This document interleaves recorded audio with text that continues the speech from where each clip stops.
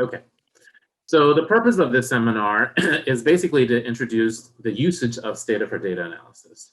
And the topics we're going to be covering are Stata as a data analysis software package, how you're going to navigate the Stata interface, importing data, exploring data, then also data visualization, data management, and basic statistical analysis. Okay, so what is Stata?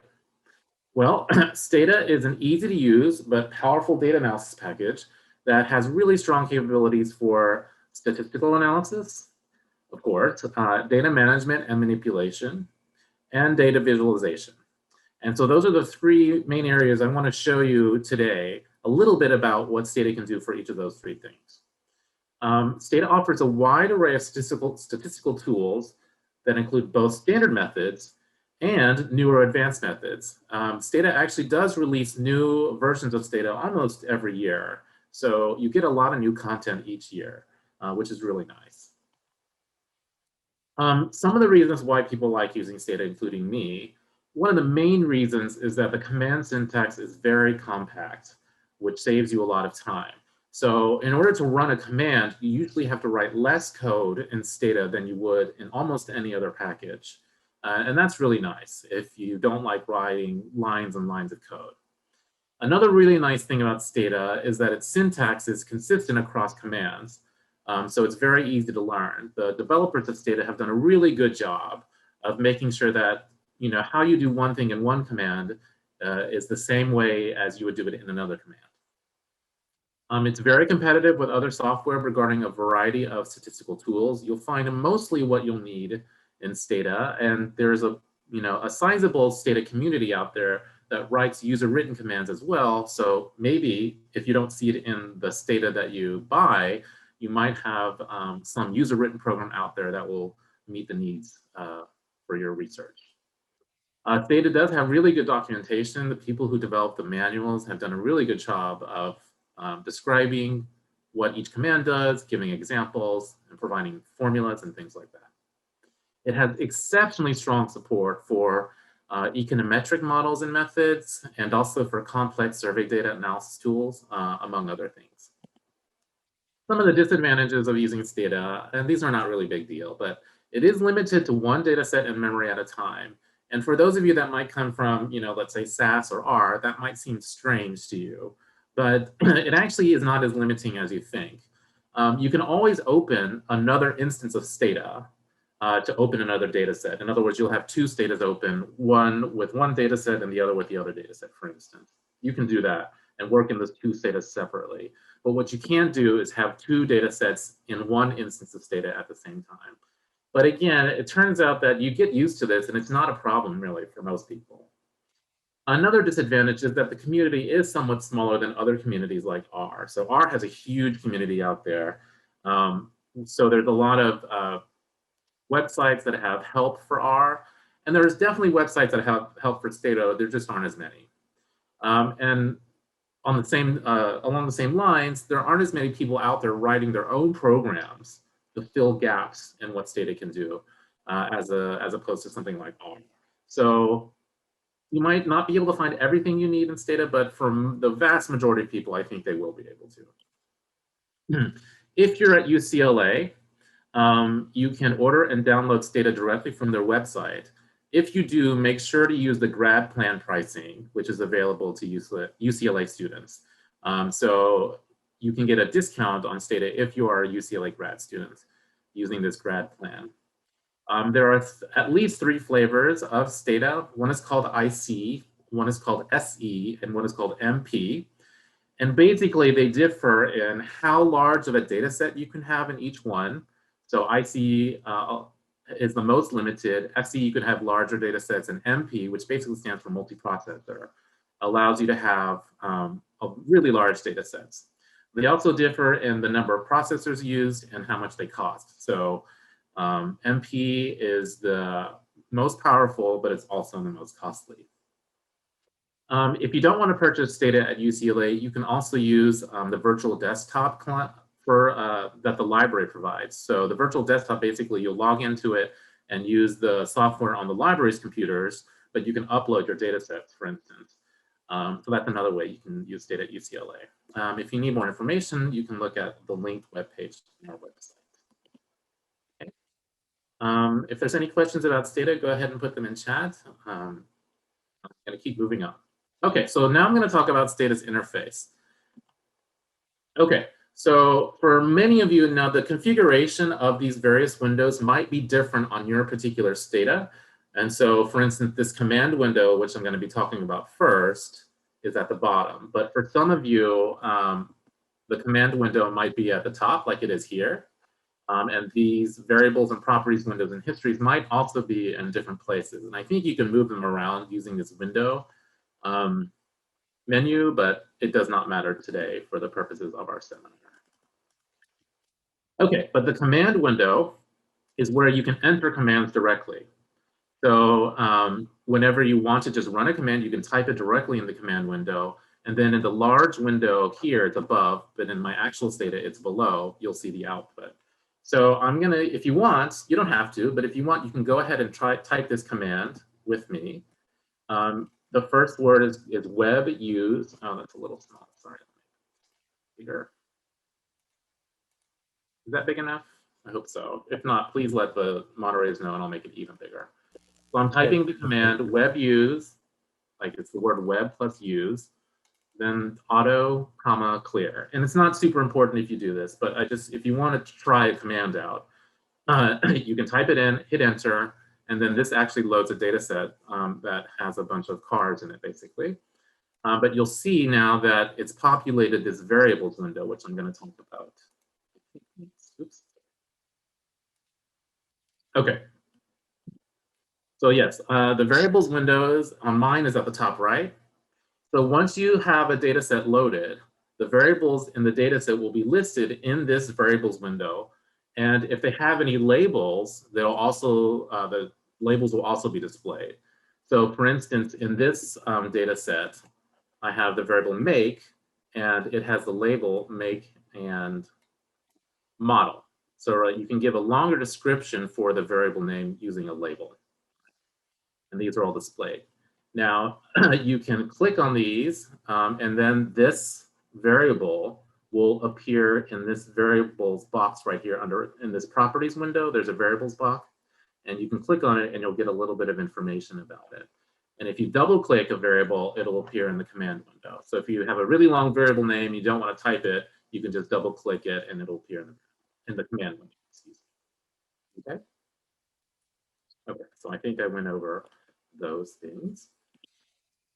In the properties window, there are two sections. There's the variable section, which I just went over. Basically, it'll give you a little bit more specific information about each variable.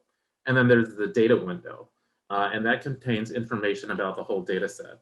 And so in this case, if I look at my data window, I can see that there are 12 variables, right? The total number of columns or variables is 12, and there are 74 rows or observations. And it also tells you how big the data set is in terms of memory and some other information, okay? Okay, so that is the properties window.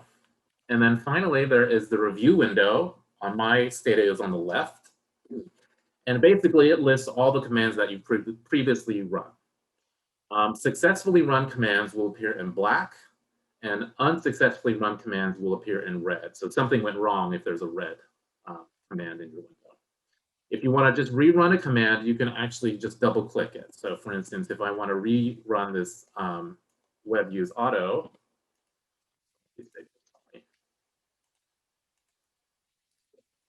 I can just double click it and it'll rerun it again. Okay. Another way you can rerun a previously run command is hitting page up. I know that works on a PC. I'm honestly not sure if that works on a Mac. I apologize. I'm not such a great Mac user. But for sure, page up works on a PC to recall previously run commands. Okay. Okay. Also, there's the working directory.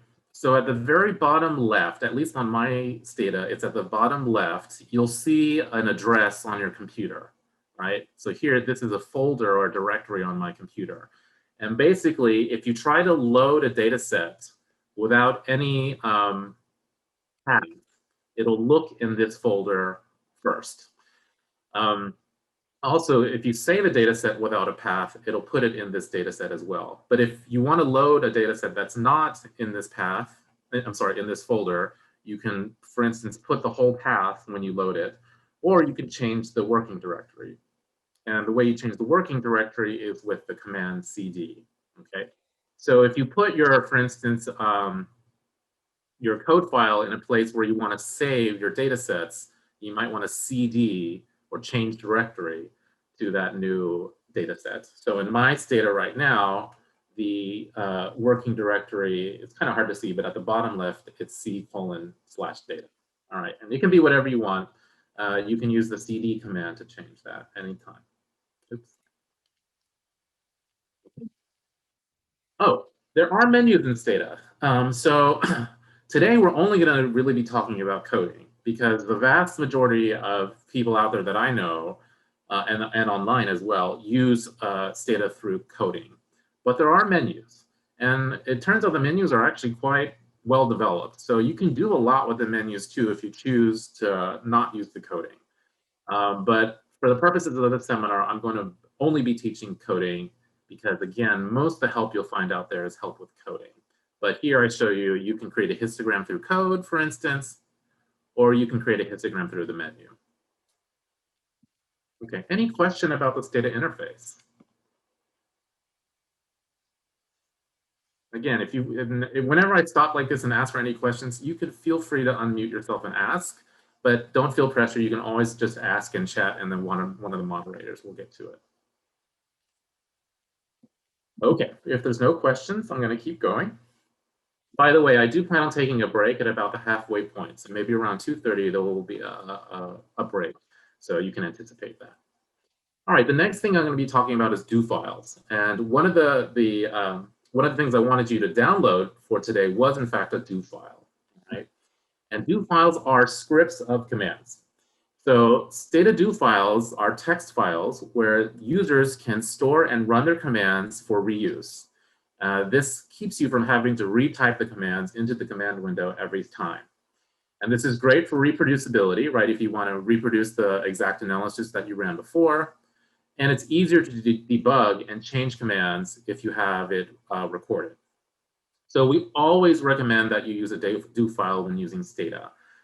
From here on out, I'm mostly going to be running commands from the do file rather than entering them into the command window. Most people use the extension .do for do files. All right, so the one that I gave you also is a .do file, and Stata will recognize the .do file as a do file. Okay, so if you want to open the do file editor, there are two ways to do it. One way is by clicking on this little pencil and paper icon on my Stata. It's this one right here. It will also have a little menu next to it. But yeah, it's this little pencil and paper icon. And when you open it, you should see something like this, your do file editor. Okay. I already have mine open. And if you want to open the do file editor, you can also go ahead and load using this open button if you want. Find that do file that I had you download for this class, and you can go ahead and open it anytime you're ready. We'll be using it pretty soon, not just this moment, but pretty soon we'll be using it, all right? And this do file that I had you download does have every single command that I'm going over in this seminar, but I'm not gonna be running every command from this do file. That would just take too long. I'm not gonna go back and forth. So I'm gonna run some commands that I wanna talk about, but for the most part, I'm gonna be showing you the commands in the PowerPoint slides and showing you the output there, all right? But you can, if you want, run these commands yourself and look at the output in your own Stata if you like. All right, okay, but this is the do file. The other way you can issue the command do edit in the command window. That'll also open a do file editor. Okay, so the do file editor is it features syntax highlighting, which means that certain words will be colored in a way so that it's easier for you to read the do file. Words that are Stata commands will be blue. So for instance, here, you can see the word help and describe. Those are actually both Stata commands, the help command and the describe command. So it recognizes both of those and colors those blue. Comments are, if you're familiar with programming, comments are lines that are not executed. All right, so you can run this code, but then nothing will happen. So it's a good way for you to document what your code is actually doing. And in Stata, you initiate a comment with the star. All right, that's one way. And that's used for a one-line comment. If you want to do a multi-line comment, you start it with slash star and then end it with star slash. And I have an example here. So if you want to do a really long comment, you want to take a lot of notes, I'd recommend using this slash star star slash. All right. And again, if you then try to run it in Stata, nothing will happen. Okay, so I've run that, nothing happens. Okay. Words and quotes that are usually characters or strings, we call them, those are in red. Okay. Stata 16 features an enhanced editor that features tab auto-completion for Stata commands and for previously typed words. So as of Stata 16, you can start typing something like the regress command, and it will recognize it, and then you can use tab to complete it. Or for instance, the histogram that I just typed above, I can start typing histogram and then hit tab and it'll complete it. And so this will work for both for Stata commands and for words that I previously typed, like this wait word here. This is a variable in the data set, and I typed it in my do file, and now Stata recognizes that I typed it, so you can use tab to autocomplete that one as well. Okay. All right, so how do you run a command? Well, there are also several ways to run a command from the do file. I use a keyboard shortcut. So what I do is I highlight part of the command or all of it. You can just highlight only a part of it if you want. And then I hit Control D. All right.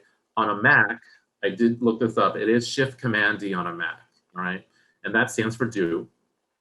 But you can also hit, I believe it's the rightmost icon in the do file editor, and that is also the do, that is the same thing as Control D, which was execute or do. Okay, so let me show you in the do file editor.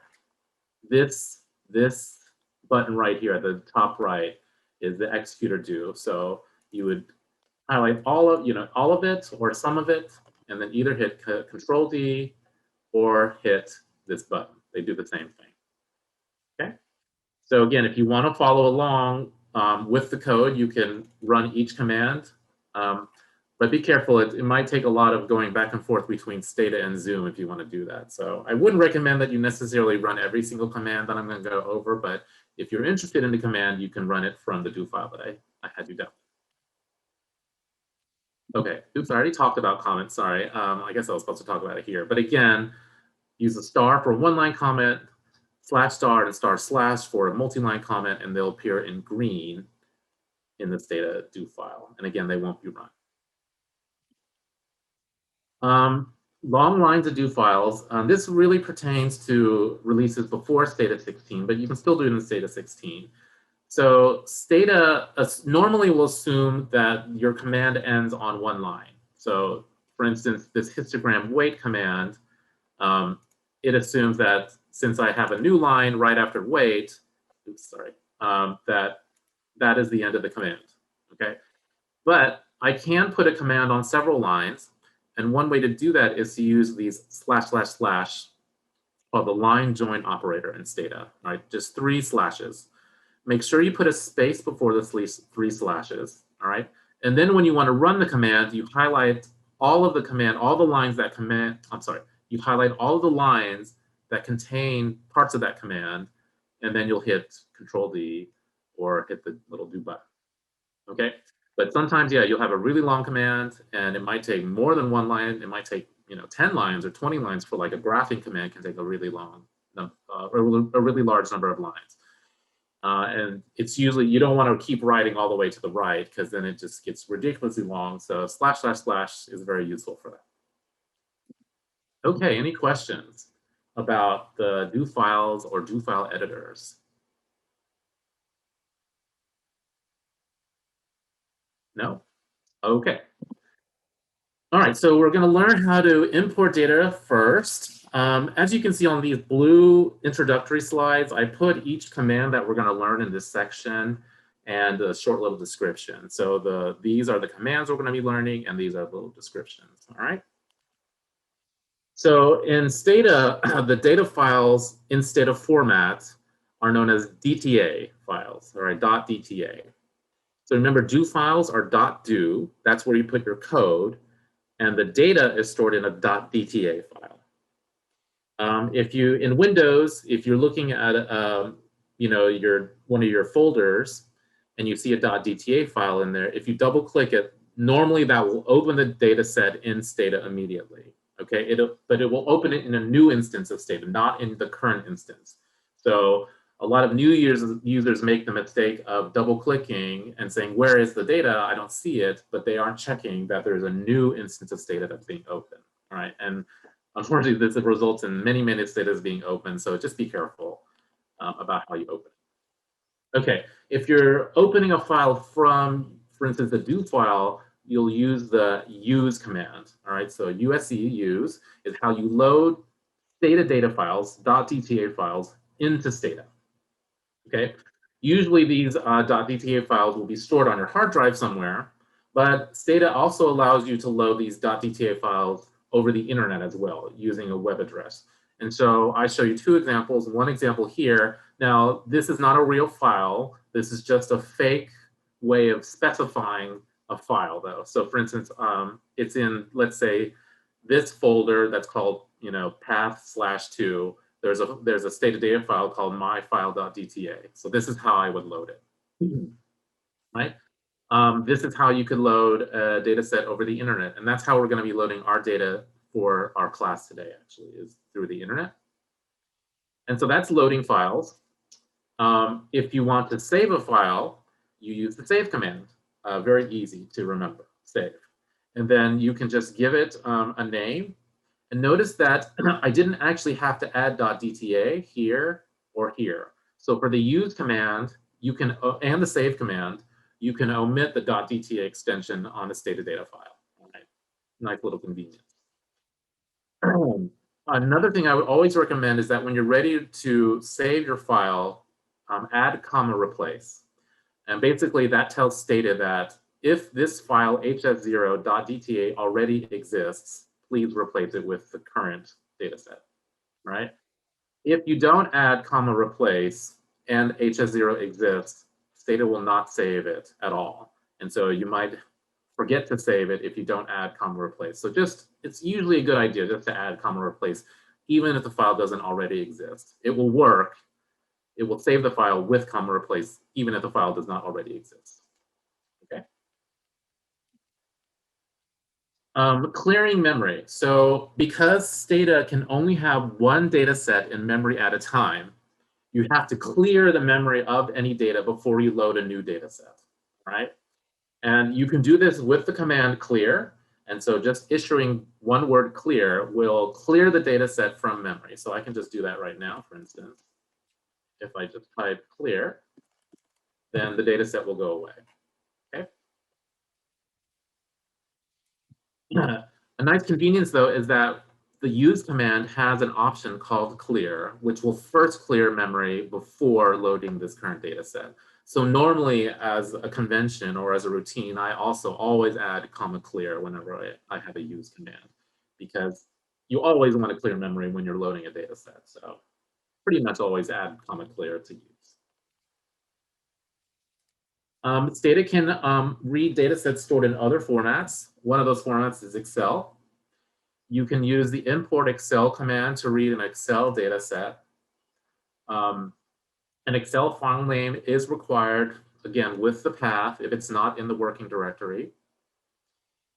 So you type the words import Excel and then the word using. After the word using comes the name of the file. Then if you want to load a particular sheet, you use, after the comma, we'll discuss this comma in a little bit, by the way.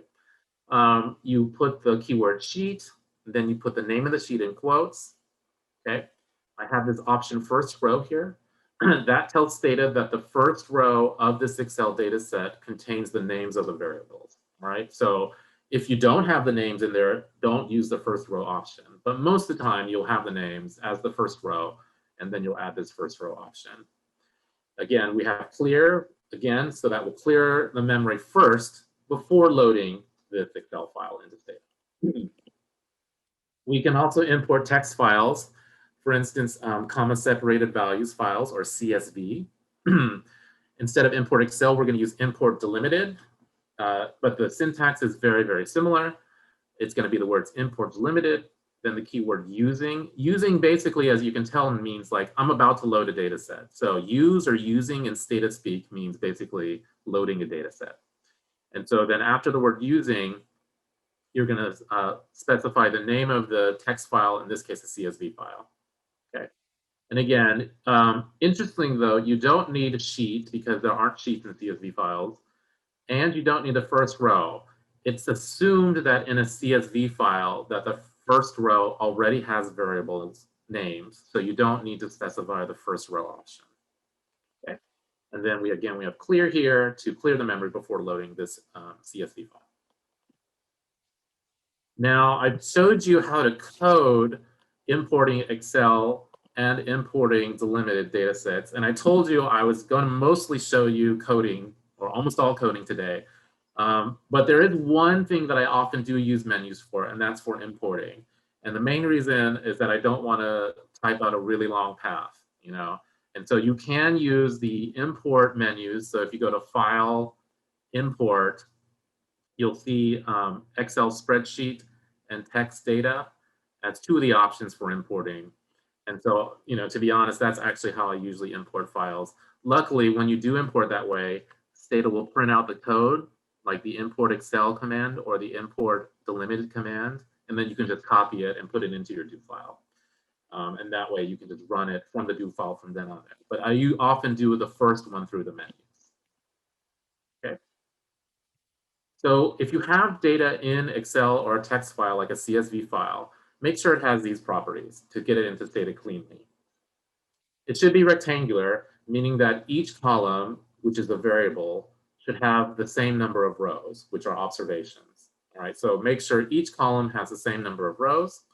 You don't want any kind of graph or sum or average in your file. So if you've done some summing or averaging in Excel, make sure you remove those entries.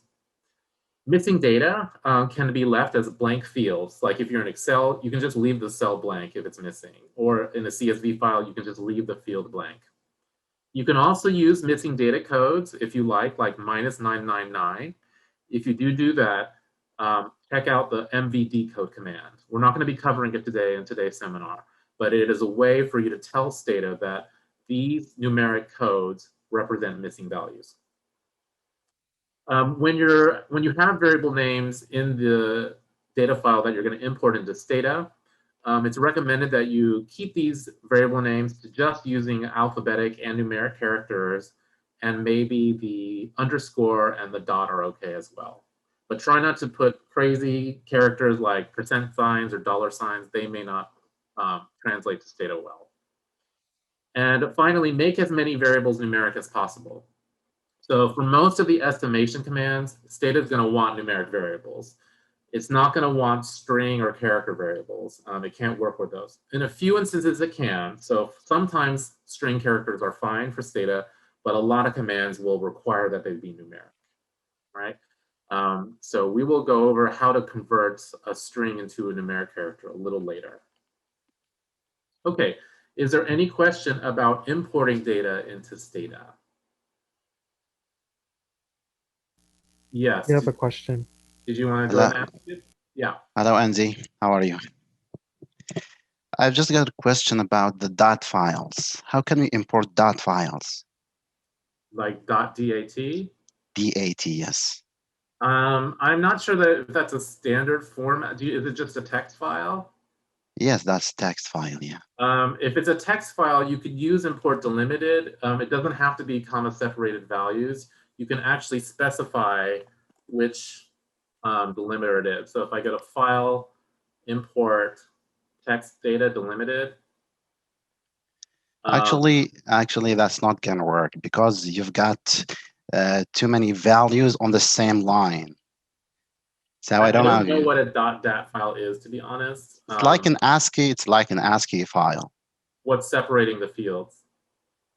You've got maybe space, two spaces, maybe four spaces, but you've got like many values on the same line. If you try to do it with import text file, you've got so many variables, which is only one variable. There's only one variable in this file. Yeah. Okay, I'm not sure exactly how to answer that right now. Maybe we can address it during the break or afterwards, if that's okay.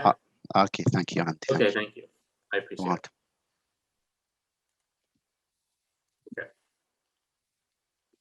Okay. Any other questions? All right. Next, we're going to go over help files. I know we're doing a lot of introductory stuff, but I promise you it'll pay off when we get to the actual Stata coding. Okay, so help files. You can precede a command name with the keyword help in order to get the help file for that command. Okay, so for instance, here I have the code for the help file for the summarize command, right? So I put help and then summarize, and then I'll open the help file for the summarize command. So I want to teach you how to understand a help file, or how to use it. So at the top, this is the title section, and the first word is just, of course, the name of the command, and then you'll get a brief description of what it does. Right under there, you often see this blue link.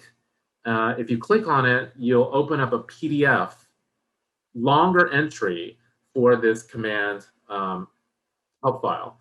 So you'll get not only all this information in this help file itself, but you'll get like methods and formulas. You'll get more detailed examples with more thorough explanations.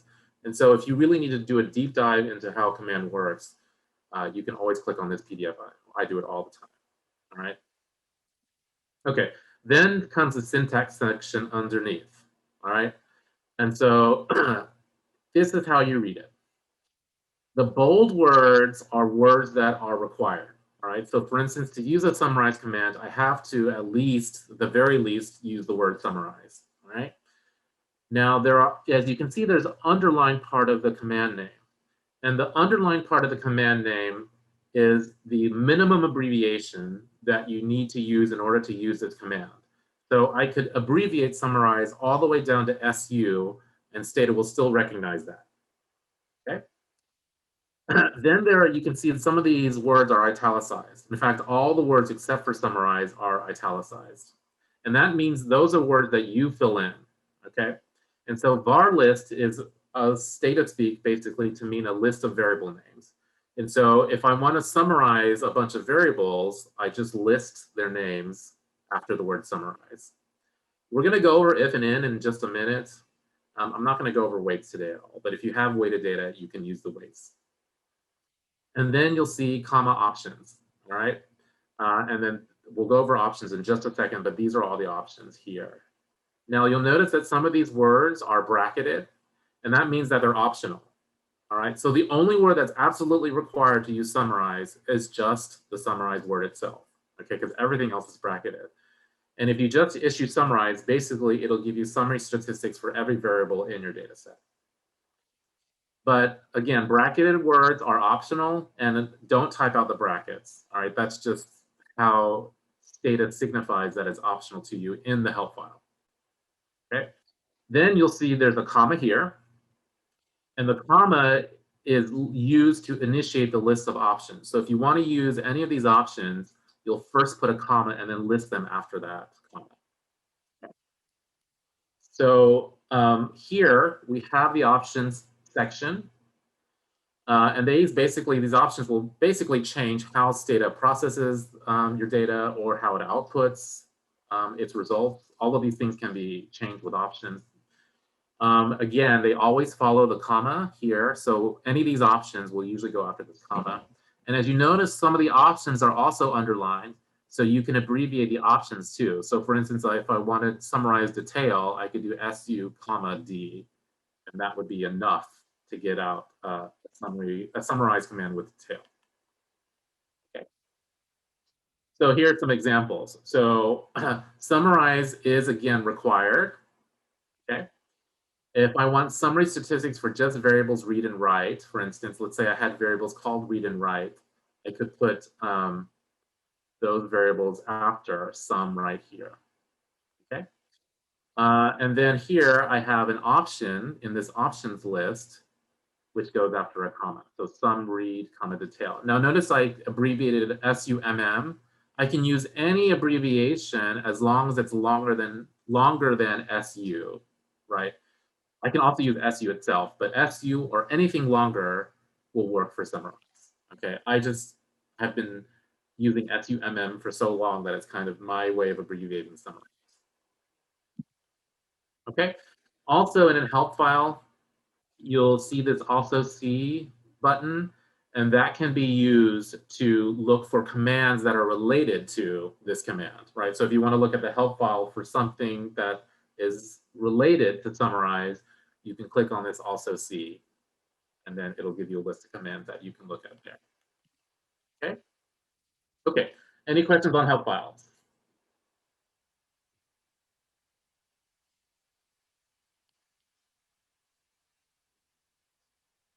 No? Okay, let's keep going. So getting to know your data. We're going to be doing some exploration of our data. The first thing we're going to learn is just how to even look at your data. All right. So we're going to be using a data set consisting of 200 observations, which are the rows, and 13 variables, which are the columns. All right. So I'm going to go ahead and ask you to load the data set now. Okay. So go to this data do file that I had you download, and it's around line 33. I might have hit enter a few times, I'm sorry, but around line 33, I'm sorry, sorry.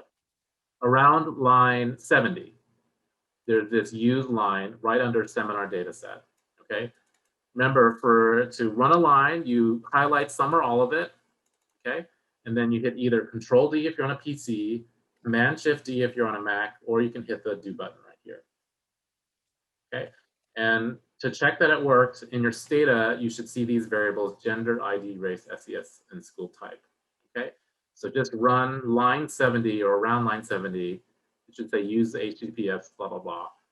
And that should load the data set into Stata. Okay.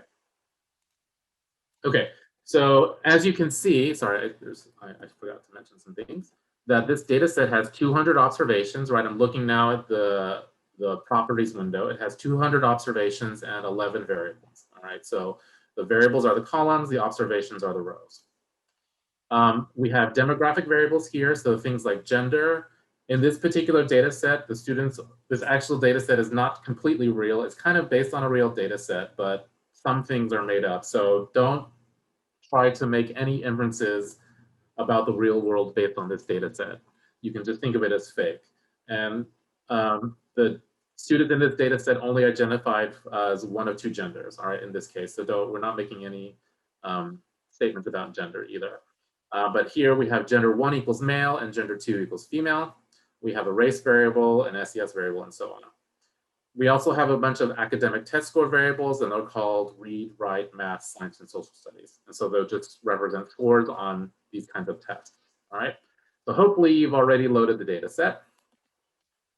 All right. So one way you can look at the data set is through the browse command.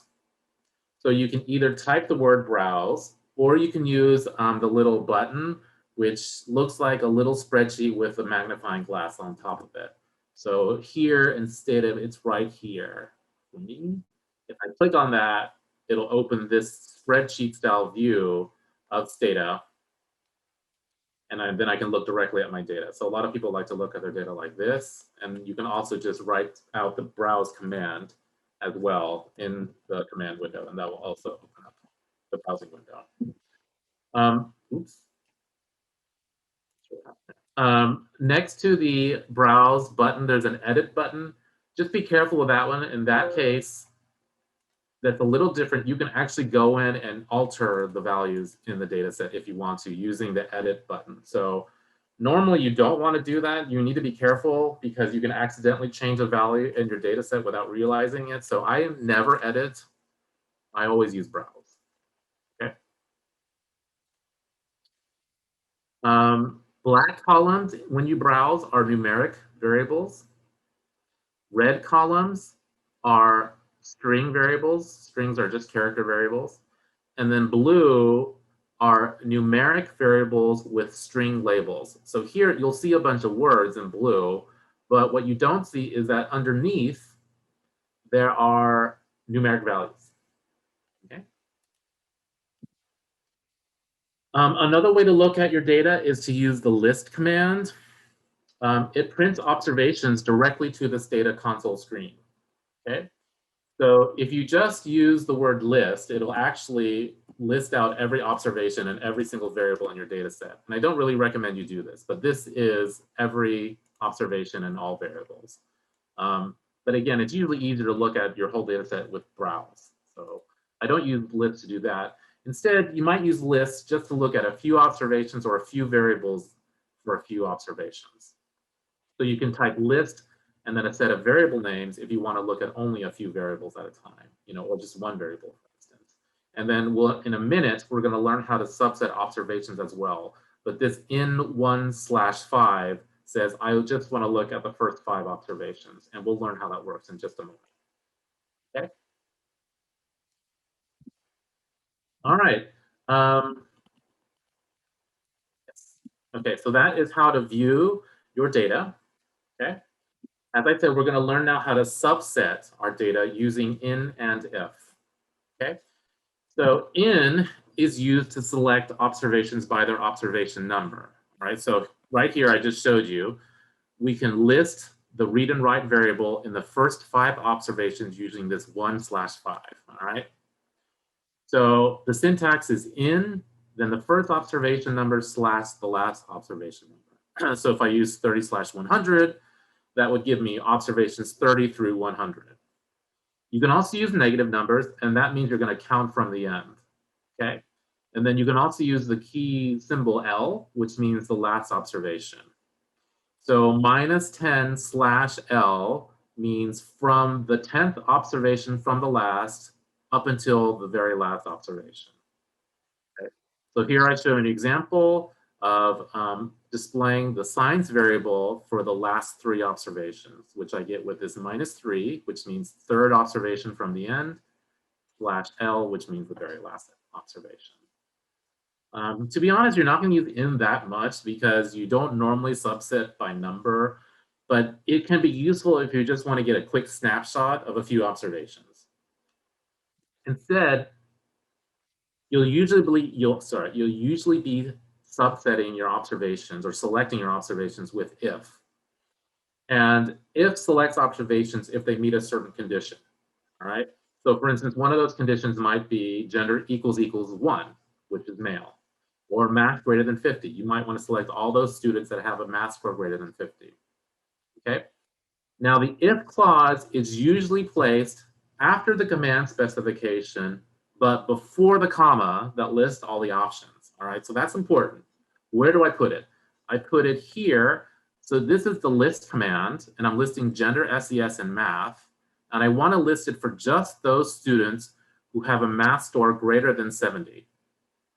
All right, so I put the if math greater than 70 right before the comma.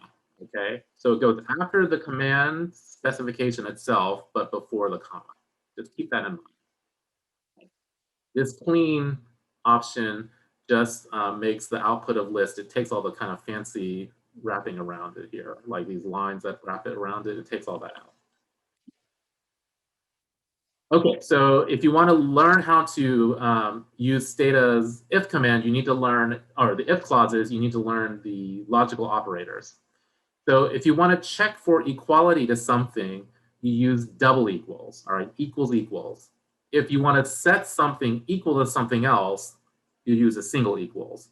But now we're talking about logical operations, right, checking for equality to something. And in that case, you can use double equals. All right, we have less than, greater than, equals, and less than equals. The exclamation point is for not. So if you want to check for something being not equal to something, you'll do exclamation equals. You can also do and or with the ampersand and with the pipe. And the pipe is usually above the enter key. All right. So for instance, here, I'm saying browse these three variables, gender, SES, and read, if gender equals 2 and read is greater than 70. So both of these things have to be true. They have to be gender 2, which is female, and they also have to be read score greater than 70. And then this is going to open the browser just for those observations that satisfy these two conditions. Okay, hopefully that makes sense, because your first exercise is going to have you do this.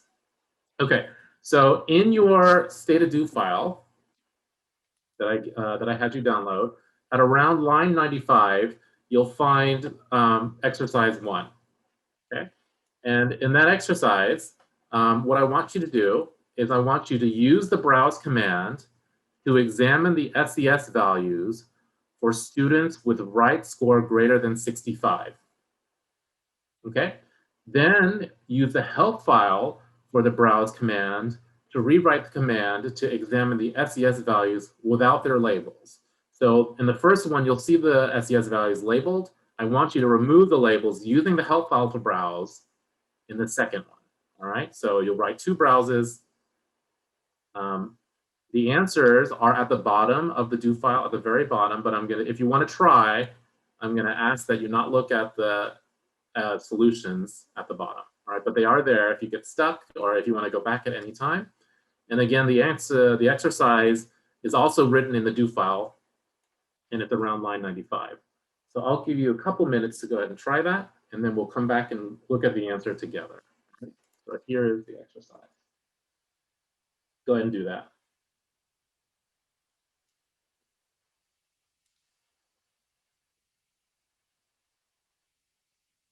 Wait. Is there a question? If there is, feel free to ask at any time.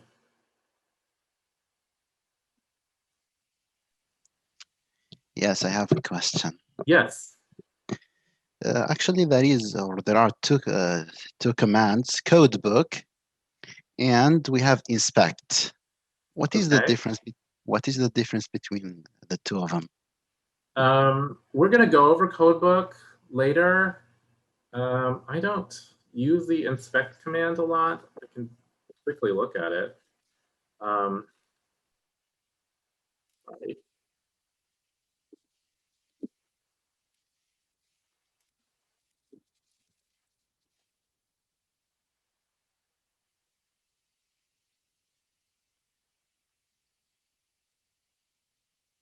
Inspect is apparently just used on numeric variables to look at different kind of summaries of numeric variables than summarize.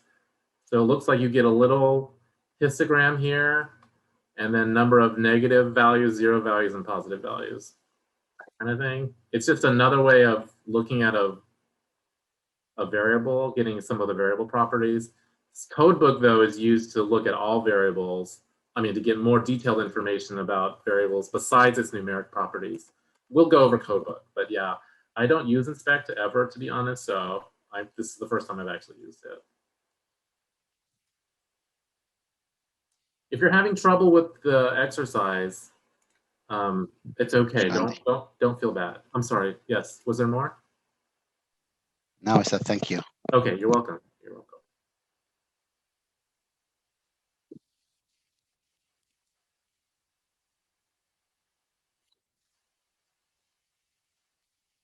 Maybe about 30 more seconds. And again, don't worry if you're not finished.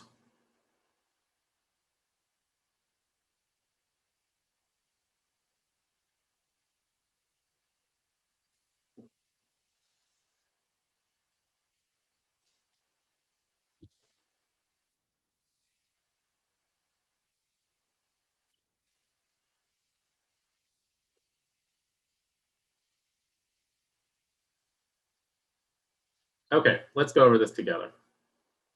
So the first thing I asked you to do was to use the browse command to look at SES values for students with right score greater than 65. So that would just be browse. Okay, and then we use the if command to select observations by condition, and that condition is if right greater than 65. Okay. And so this command opens the browse window, and then you can see everybody here has a right score greater than 65. Then I asked you to use the help file for the browse command to rewrite the command without the labels. So I would type help and then browse. And then, sorry, let me increase the font. Oops, not print.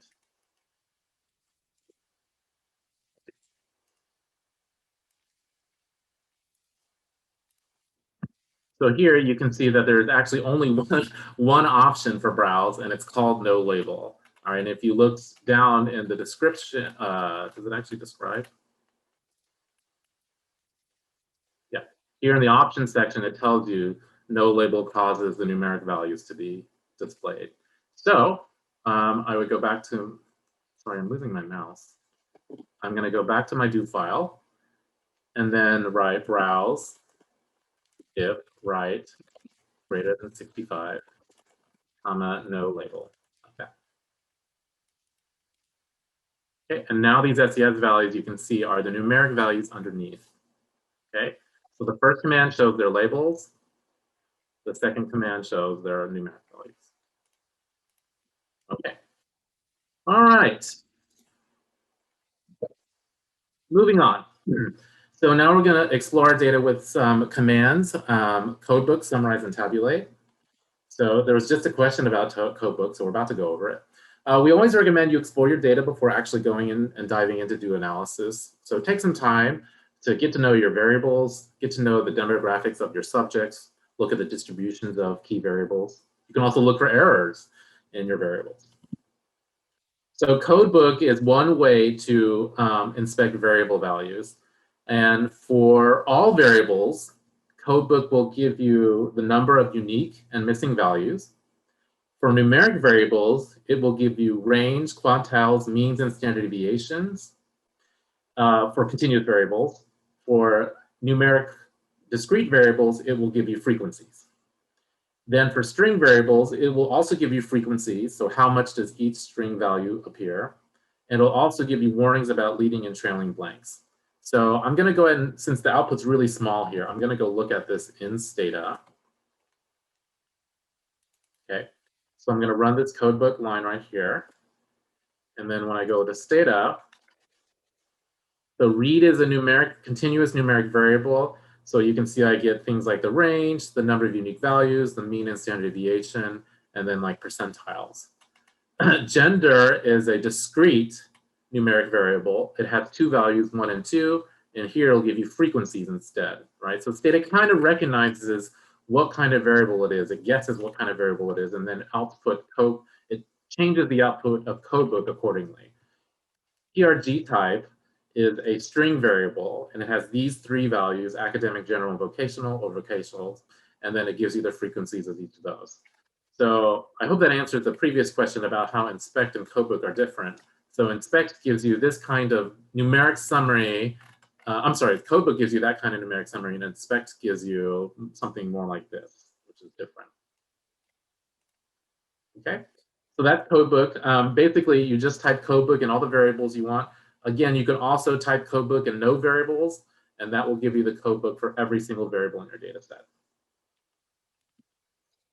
Summarize is a great command for your continuous variables. We already kind of looked at the help file for summarize, but what it actually gives you is the number of observations, the number of non-missing observations, excuse me. So the number here is how many observations have non-missing values. Then it'll also give you mean and standard deviation, and then min and max as well. Okay. Here we're also showing that, of course, as most commands, you can use an if clause to select observations that you want these summaries for. So here I'm saying, give me the summaries for read and math only for gender 2, which is females. All right, so if gender equals 2. And you can see there are 109 females in this data set, and these are their means, and these are their standard deviations for read and math. If you want to get more statistics out of summarize, you add the option comma detail. And so not only do we have the mean, standard deviation, min, and max, we also have now percentiles here, right? These are your percentiles. And then you also have your variance, skewness, and kurtosis. And these are all new. Okay. Tabulate is used to get the frequencies of a categorical or discrete variable. All right. Now, the command is called tabulate, but I'm often going to say tab because it's just a habit for me. So whenever I say tab, it means the same thing as tabulate. So you're going to usually use tabulate when you have a variable that has a limited number of levels, right? So if you have a truly continuous variable with decimal values, 27.93, tab and tabulate are not, they're the same command. Tabulate is not a good option for that. But for something like SCS that has 3 values, tabulate is great, all right? And so you can see here, it'll give you the counts or the frequencies. It'll give you percents, and then also the cumulative percent. And just like browse, there's a no label option that you can use to remove the labels and see the underlying numeric values, all right? When you do an if clause, if you want to like select a particular SCS level, you have to use the numeric code. So if you wanted the, summarize math, if SCS equals 2, you have to use equals 2, not equals middle. It won't work, all right? You have to use the underlying numeric. You can also do two-way tabulations where you look at the frequencies of the crossing of two variables, all right? Some of you might know these as crosstabs, right? So for instance, here I have a two-way tabulation of race and SCS. Race has 5 levels, and SCS has 3 levels. And so inside each of these cells, you'll see a count again, and then a percent also, all right? Here, I've added a particular option, comma row, and this gives me row percentages. And that means that for each row, the percentages will add up to 100, okay? You'll notice that the column percentages do not add up to 100, but the row percentages do. So basically, this number 37.5 represents the percentage of people of low SES who are Hispanic, for instance. As I said, one nice thing that can happen when you do data exploration is you often will find erroneous values. So for instance, here, I see that one of my races has not been labeled, or maybe it's an error, this 5, so I should go investigate that. We're not going to do that now. Okay, are there any questions about these 3 commands, Codebook, Summarize, or Tab? I have a quick question, Andy. Yes, of course. Could you give an example of why we would want to have a no label command? I know you said that it shows the numeric value underlying it, but like what's for, I guess, investigative purposes or inferential purposes, why would you want to remove the label? For inferential purposes, there's no need, but it's mainly to use Stata. So like I said, if you wanted to restrict your analysis to only those people in the middle SES, right? You can't do if SES equals middle. You have to do if SES equals 2. You have to use the underlying numeric value. That's the only one Stata understands. And so no label can tell you what is the numeric value underlying these labels, because it may not be 1, 2, 3. It may be something else. You don't have to. The numeric values do not always have to start at 1, for instance. You could have like 27, 1016, and 243. These could be your 3 numbers, and you can just label them low, middle, high. So you need to know first to use certain Stata commands what the numeric value is underneath. But yeah, for inference, there's no reason. Okay, thank you. You're welcome. Any other questions? Yes, I have a question. Yes, go ahead. With the command summarize, we've got a lot of decimal numbers. How can we just set those decimal numbers, for example, to 2 or 3 decimal numbers? That is controlled with the format output. That's kind of complicated to explain, but Would you mind asking that also during the, can you ask that during the break? It's kind of complicated to explain, but there are ways of controlling the formatting of Stata output through options, I believe, but it would take me a little bit to explain it, so I'm not going to do it right now if that's okay. It's okay, no problem. Okay, but yeah, you can definitely do it. You can do it. And I've got another question. How can we just output the output of summarize command? What do you mean output? For example, we output the results of summarize to the Word document, for example. Okay, if you want to output to Word, we're not going over we're not going to go over this command, but there is a command in Stata called putdoc, like this, P-U-T-D-O-C. Oh no, what is it called? Sorry, it's not called putdoc. Is it put doc X or is? Thank you. Put docx. This is a command that will produce Word documents, basically. So you can, again, we don't have nearly enough time to go over this today, but yes, there's a whole suite of commands that you can use to output your Stata output directly into Word. And that look up put docx. Thank you. Thank you, Donnie. No. Okay. I think we have another question. Yeah. Mohammed? Hello, sir. Hello. Please, how can we use tabulate NoLabel and raw other column? I'm sorry, say that one more time. How do we do tabulate to do what? Tabulate, for example, for race, NoLabel and raw, only the raw. The row. Only, I'm sorry, only which row? I'm not quite understanding your question. I apologize. Like this, tabulate, race, sys, comma, raw, but with no label. Oh, no label. I see. No label, yeah. You don't want the label. You can add you can have as many options as you want here. So I could add the no label option also here if I wanted to. And then it would display like 1, 2, 3, 4 here and 1, 2, 3 here. Yeah, exactly, yeah. Yeah, you can add this no label option as well. Yes, you can have them both. So you can say row space no label. Correct. Thanks, correct. sir. Yeah, thank you. Thank you for that help. Thanks. Okay, so for exercise 2, this kind of pertains to one of the questions that was asked before. Why do we need to look at the numeric codes? So here, I want you to use the tab command to determine the numeric code for Asians in the race variable. And then I want you to use the summarize command to estimate the mean of the variable science for Asians. Okay, I'll give you, let's say, 1 minute to do that. And this is exercise 2, sorry, which is around line 130 in my do file.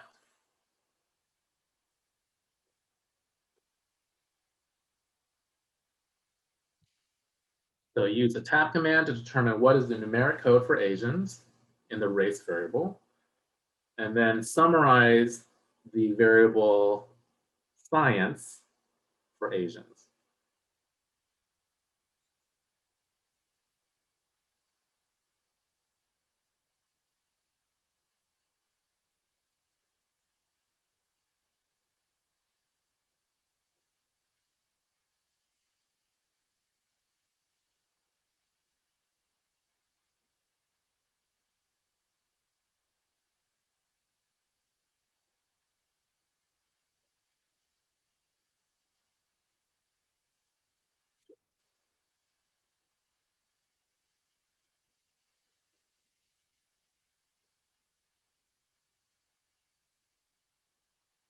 All right, maybe 5 more seconds.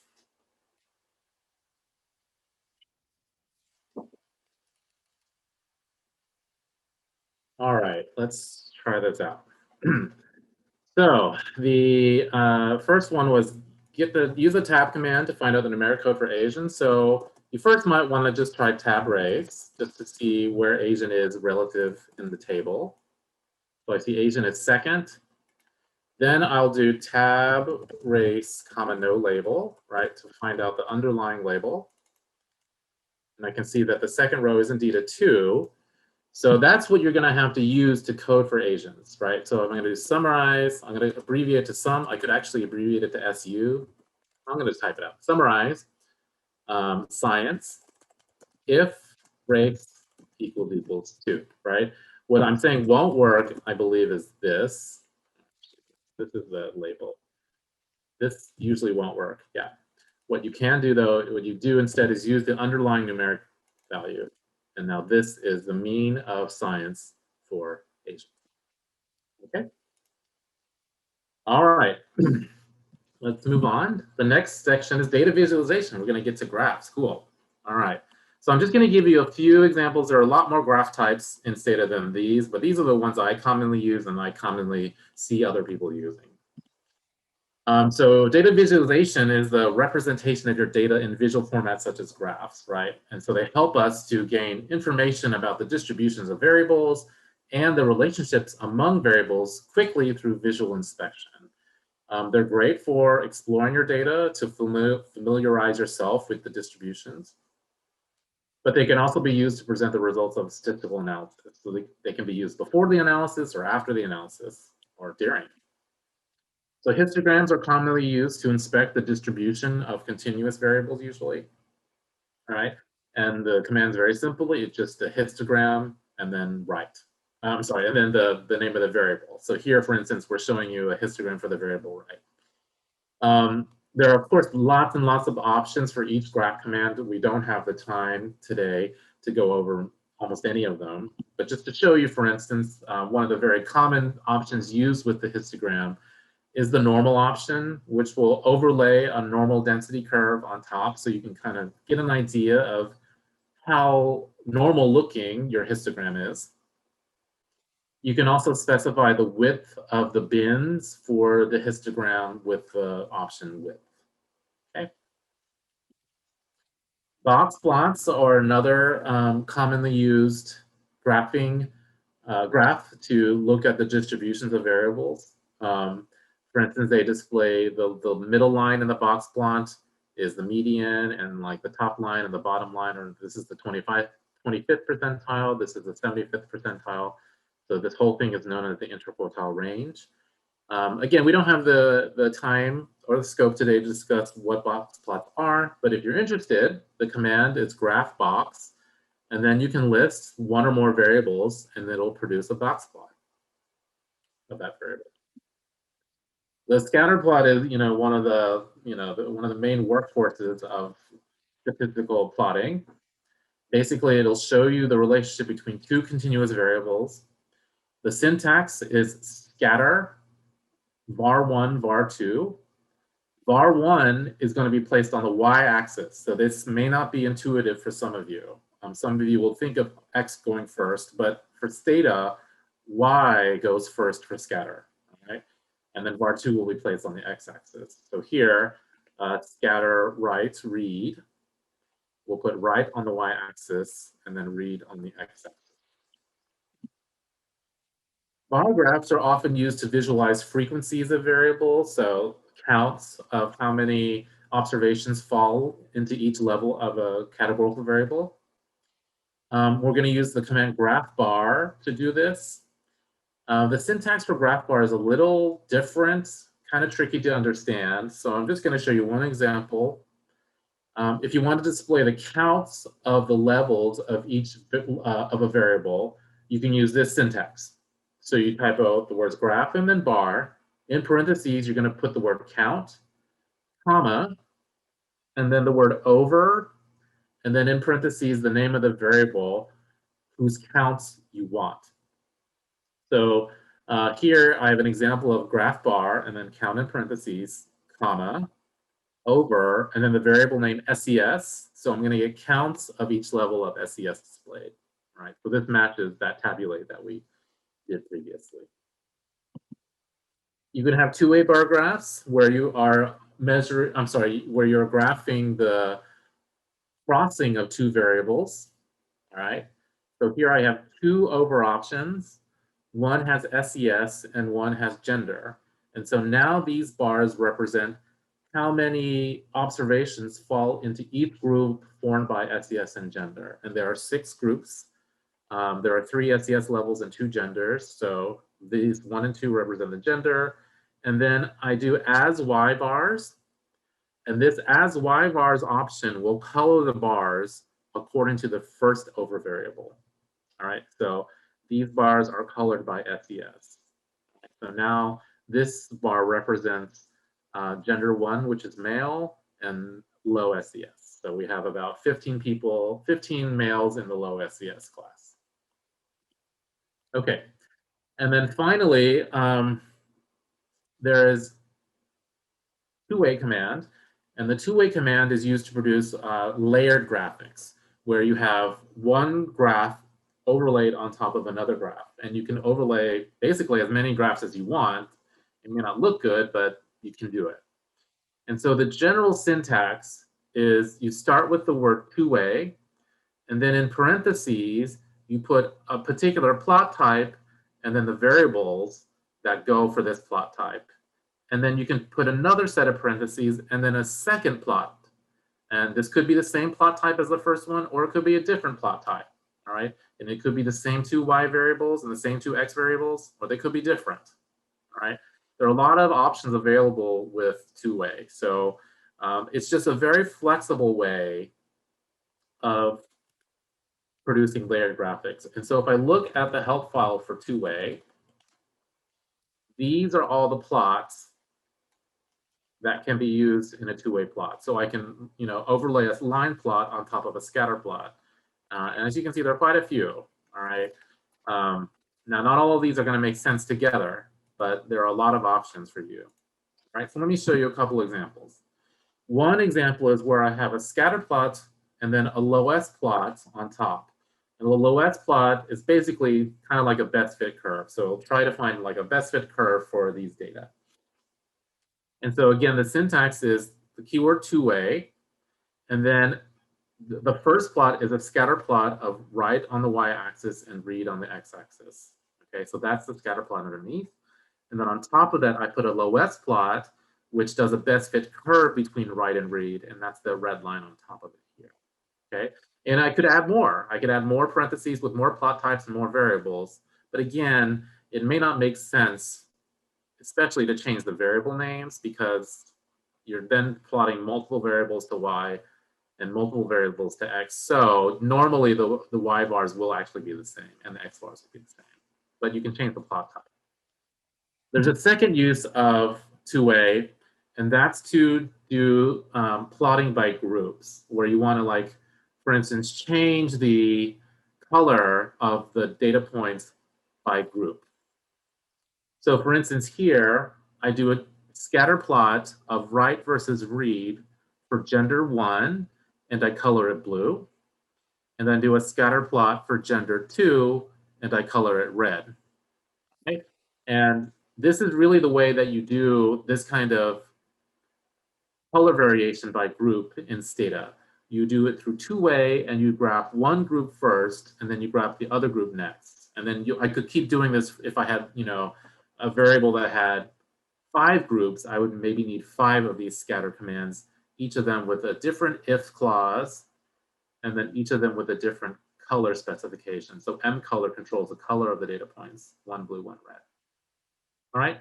And so if you need to do these kinds of plots where you're varying the graphical properties by group, two-way allows you to do that. Okay, so we're going to have an exercise to practice graphing in Stata. Exercise 3, oops, sorry, what happened? Exercise 3 is around line 170 in the do file. Okay. So I'm asking you to use the scatter command to create a scatter plot of math on the x-axis versus write on the y-axis. Then I want you to use the help file for scatter to change the shape of the markers to triangles. And I bolded the word shape of the markers to look for those words in the help file. Okay, I will give you about 1 minute to do this as well.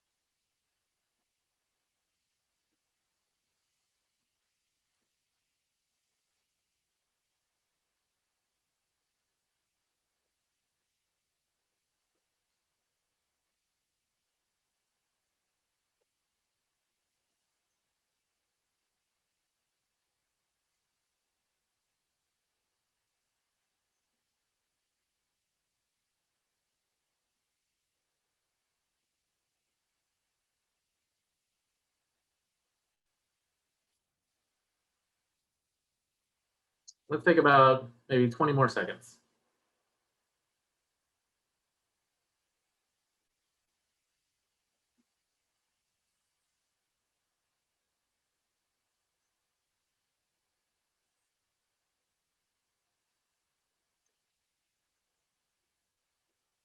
Andy, will you take a break after this exercise?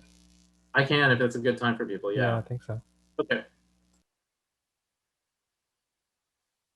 All right, let's look at this exercise. Okay. So the first part is to use the scatter command to create a scatter plot of math on the x-axis versus right on the y-axis. So again, we're going to start with scatter. Now remember, y-axis goes first, so it's a little bit of a trick. So I'm going to put right first and then math second, because math goes on the x-axis. Okay. And just to check, I can see right on the y-axis, math on the x-axis. Okay. Then the second part of the command is to look at the help file for scatter. All right, so that help scatter here. And I'm going to look for something that will change the shape of the markers, right? I want to change the shape of the markers. And I ask you to look for something that said shape of the markers. And here it is right here, M symbol. Okay. And now I didn't tell you that you could click on this. Maybe some of you tried this, but if you click on this, it'll give you a list of the symbols that you can use. All right. And one of them is indeed a triangle. I could also use the capital letter T. Okay. So again, that option is called, sorry, that option is called M symbol. Okay, so I'm just going to redo this command, comma, M symbol, and then I could put the word triangle in there, or I could have put the word capital T also. And now I get triangles. Okay. Any questions about this exercise or about graphing in general in Stata? Okay, then it was asked that we take a break. So why don't we take a 5-minute break? Why don't we just come back at 2:30? All right, and we'll start the resume from there. Okay. Thank you. We'll see everybody at 2:30.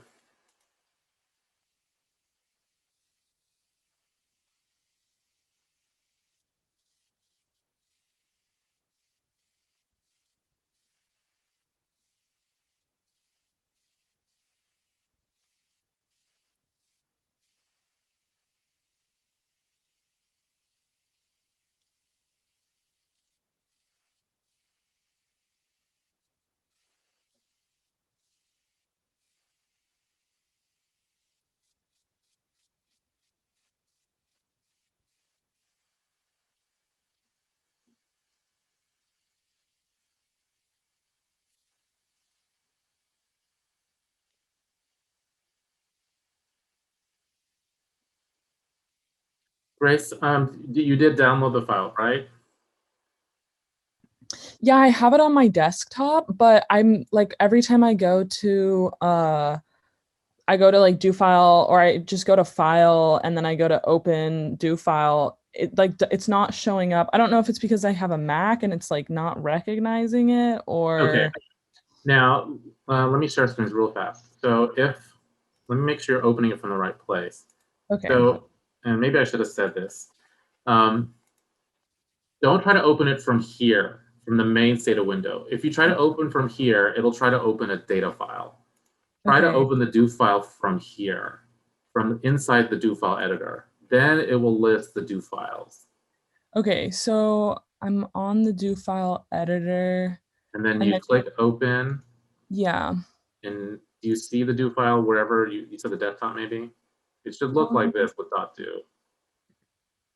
No, it's like not, it's saying no items match your search, but I have the do file, like I'm looking at it on my desktop, but I don't know if it's because it's recognizing it as like a text file. I don't know.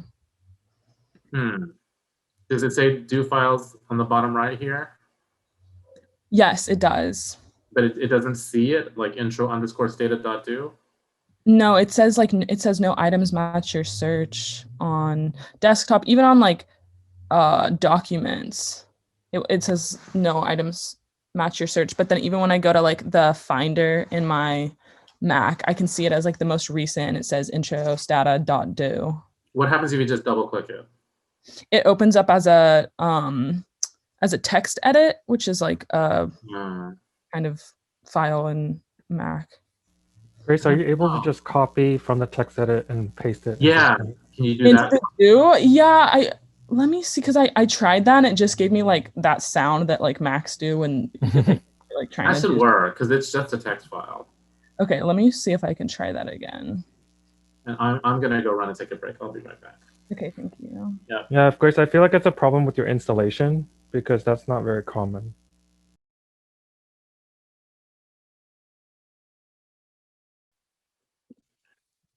Data management. Okay. So we're going to go over a bunch of commands today, right now in this section, that will help you to basically create your data set in the way that you need to get ready for your analysis. All right. So this will include things like creating variables, transforming variables, and labeling variables. All right. So first we're going to talk about creating variables, and that's through the generate command in Stata. And so a lot of times, you're given a data set, but the actual variable you want to use is not quite there yet. You may need to, for instance, take the sum of several variables. You may need to take the average or the mean, for instance, or you might need to square a variable or subtract something from that variable. So the generate command is useful for that kind of action where you're performing some kind of operation on usually an existing variable. Not always, but usually. Okay. If the input value to a generated variable is missing, then the result will also be missing. So let me try to describe what I mean here. So here, we're using the generate command to create a variable called total, which is the sum of these three variables. So I just added the plus sign between these three, all right? But it turns out that science has 5 missing values, right? I can see that because the observation number from summarize tells me the number of non-missing observations. So math and science are complete in that there are no missing observations. There's 200 total observations of the data set, but science has 5 missing. And so if I use generate on and one of the input variables has missing in it, then the result will also be missing.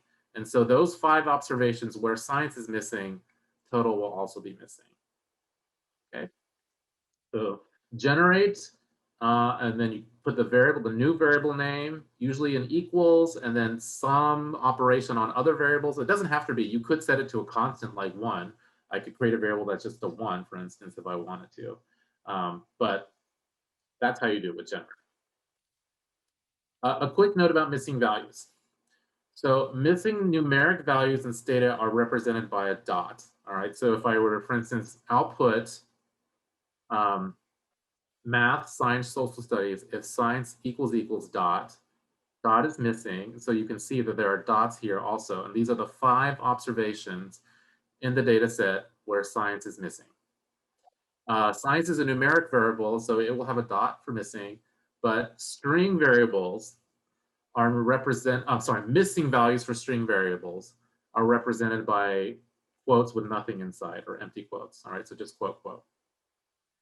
So you can check for equality to missing by checking equals to dot or equals to empty quotes if it's a string variable. There's another way you can do it though also, and that's using the missing function. All right, so these 2 commands right here do exactly the same thing.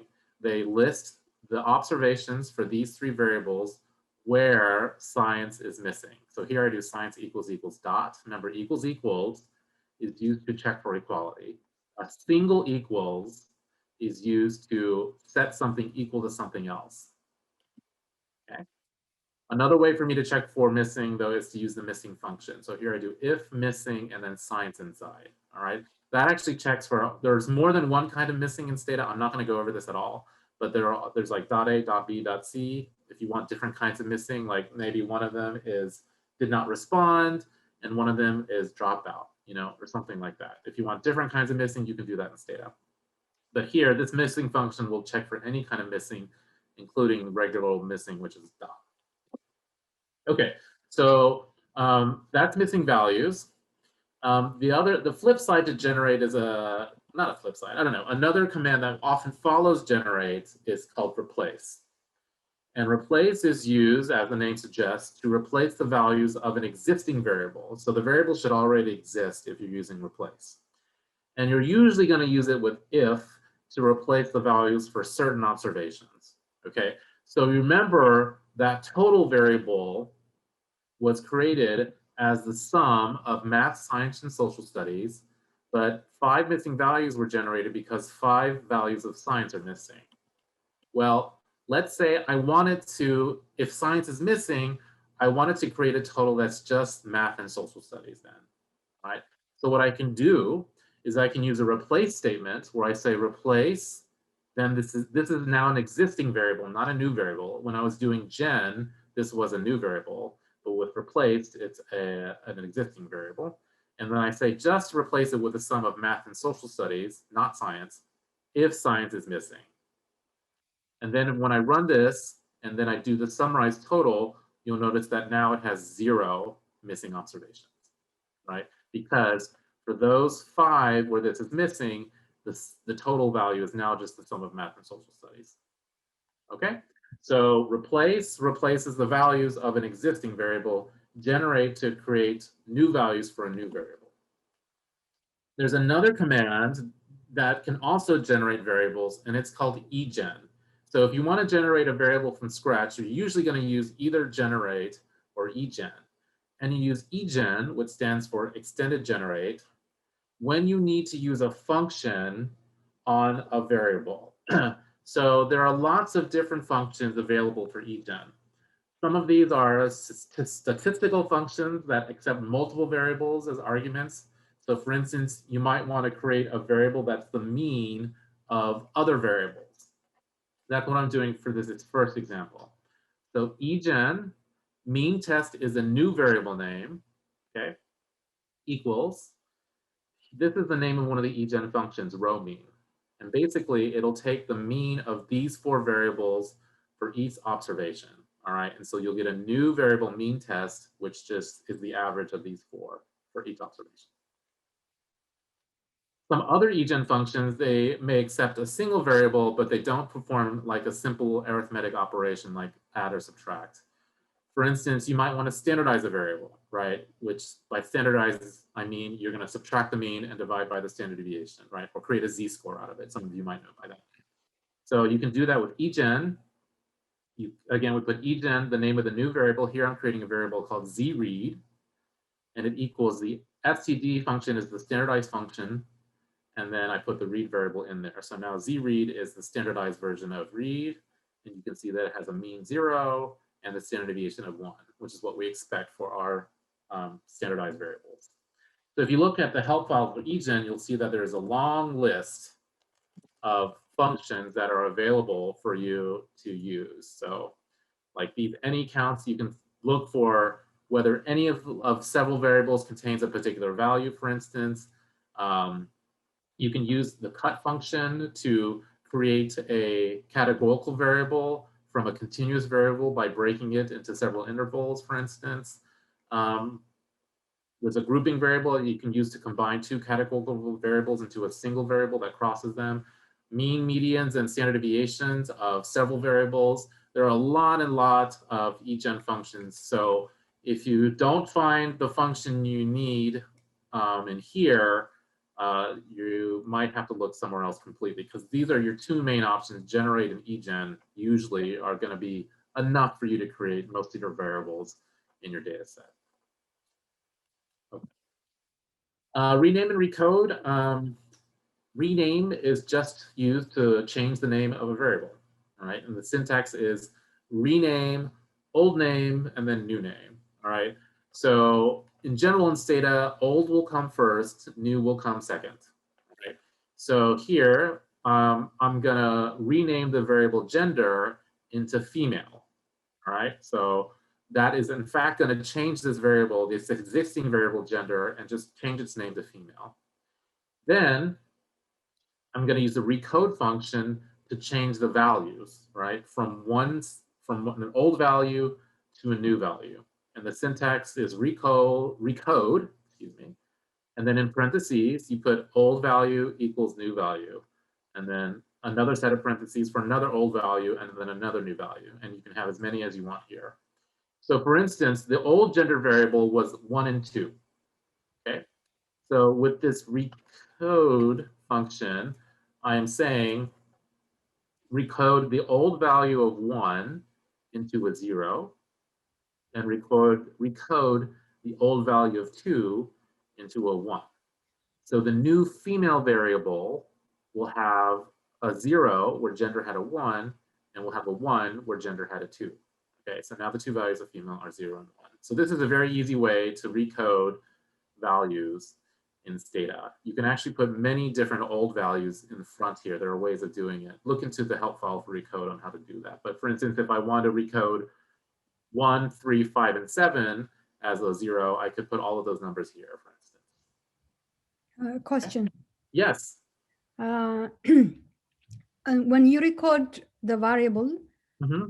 I mean the value labels, like value labels, is it going to do it permanently or? Yes, this is permanent. So if I were to save this data set, there would no longer be a gender variable because it would be renamed to female. And the female variable will have the value 0 and 1, not 1 and 2. So yeah, these are all permanent. Does that answer your question?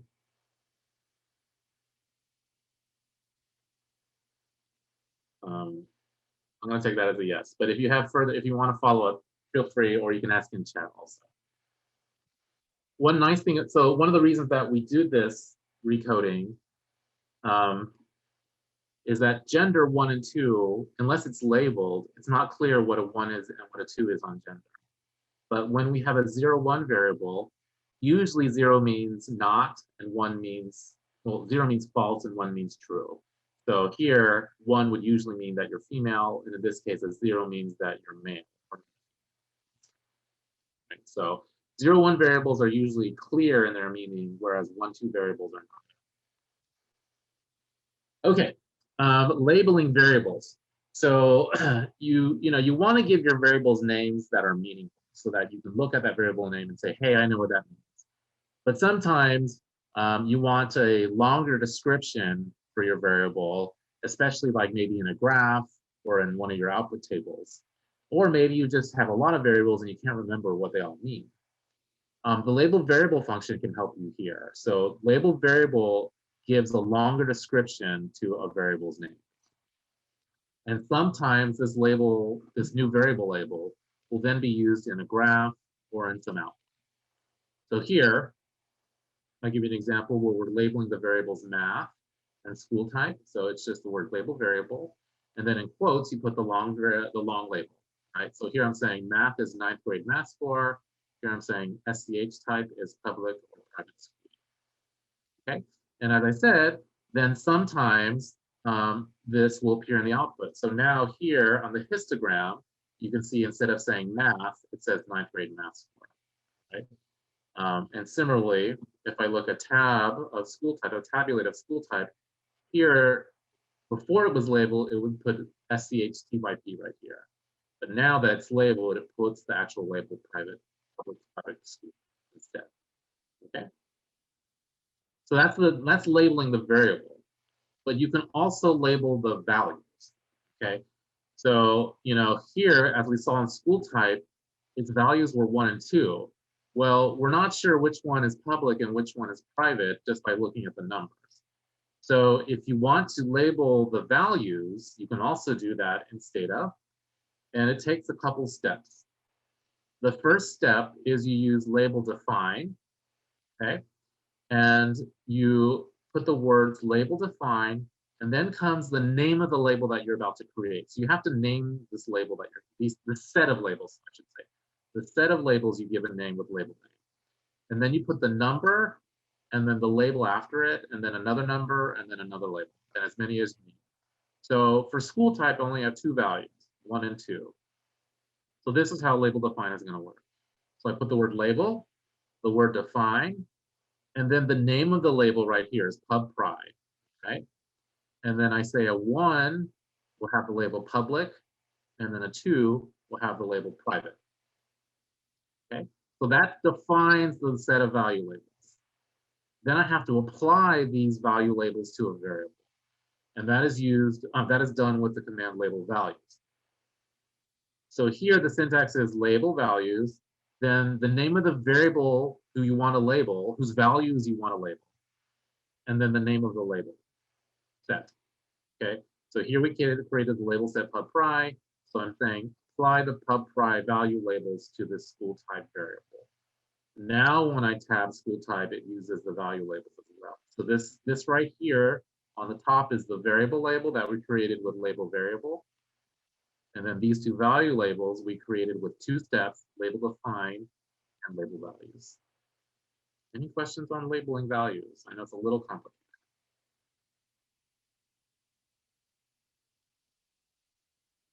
Okay, then putting this all together is in code. So sometimes you will have a variable that arrives as a string, but you're going to want to use it in your analysis, right? And as I said, Stata normally does not let you use string or character variables in one of its estimation commands. There are some exceptions, but most of the time it's going to want numeric. So an easy way to create a numeric variable from a string variable is using the encode command. Okay. Basically, what it will do is it'll take all the different values in the string version of the variable. So this PRG type has 3 different possible values: academic, general, and vocational. It will apply a number to each one of these string values. Okay, so it'll do it in alphabetical order too. So academic gets 1, general gets 2, and vocational gets 3, right? And then it'll create the underlying numeric variable. So this will be 1, 2, 3, 1, for instance, that it will automatically then apply these original string values as value labels. So now academic is actually a value label, and general is a value label. These are actually 1, 2, 3, 1, but with value labels. All right. So encode converts a string variable into a numeric variable with value labels, all in one step. So it's really convenient. Okay. So here I show you one example where I encode PRG type. The syntax is comma gen, then the name of the new variable that's going to be numeric with labels. All right. And that's prog. And then when I browse prog and prog type, you'll see that prog type, the original one, was red, meaning it's string. But the new variable prog is blue, meaning that it's numeric with labels, with value. Okay, so that's how you can easily create a numeric variable with value labels out of a string variable in Stata. Okay, just a reminder to use the NoLabel option if you want to remove value labels from things like Tabulate or from Browse. Okay, and notice that whenever you do use encode, it will start the numbering at 1. All right. With value labels, you can use whatever numbering system you want, but with encode, it will automatically start the first numeric value at 1 for you. Okay. Any questions about encode or value labels or labels in general? Can you please provide an example of each of those different kinds of variables for that last encode? This one right here? Yeah. Okay, what do you mean an example? Sorry. I guess I'm a little stuck on what's the difference between what academic is coding for in red versus in blue. Okay, let me go ahead and run this in Stata. Maybe that'll be better. Thank you. Yeah, sure, of course, anytime. So we're now like here. I'm just gonna run all these commands. Okay, we're all the way down here now. Okay. So previously, if I did a tab, this is the original variable, prog type. Okay, it is a string variable. So if I tried like NoLabel, nothing happens because this is just the original values are in fact character string values. All right. Now, when I do in the encode, I can do encode prg type comma gen prog. Right. This will create a new variable whose values are 1, 2, 3, but who have labels academic, general, and vocational. So if I just browse these two,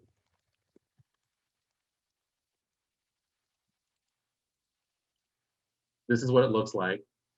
PRG type is the original variable. These are all, again, string values.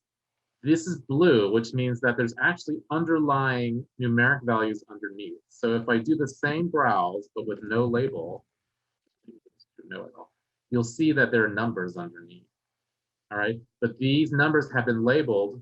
The ones are academic, the twos have general, and the threes have the label vocational. Does that explain it to you? Yes, thank you. Got it. You're welcome. Please, and anytime anything is unclear, don't hesitate to stop me and ask for clarification. I really want to make sure people are getting everything. So I have no problem stopping and going over something in more detail. All right, if there are no other questions, let's do exercise 4. All right, so use the generate and replace commands to create a variable called high math that takes on the value 1 if math is greater than 60 and 0 otherwise. Okay. Then use the label define command to create a set of value labels called math label, which labels the value 1 high and the value 0 low. Finally, use the label values command then to apply the math label labels to the newly generated variable high math. Use the tab command on high math to check the results. Okay, so you're going to create a variable that's a 0. That's a 1 if math is greater than 60, a 0 otherwise. You're going to label its values high and low, and check it with tab, basically. All right. I'll give you maybe up to 2 minutes to try this one. And on the first one, if you're having trouble, you probably want to start with generating high math equal to 0 or generating high math equal to 1. But I'll let you try yourself first. Okay. Okay, go ahead. Oh, and let me tell you, it's on the do file. We are around line 246, around line 250, around there is where exercise 4 starts.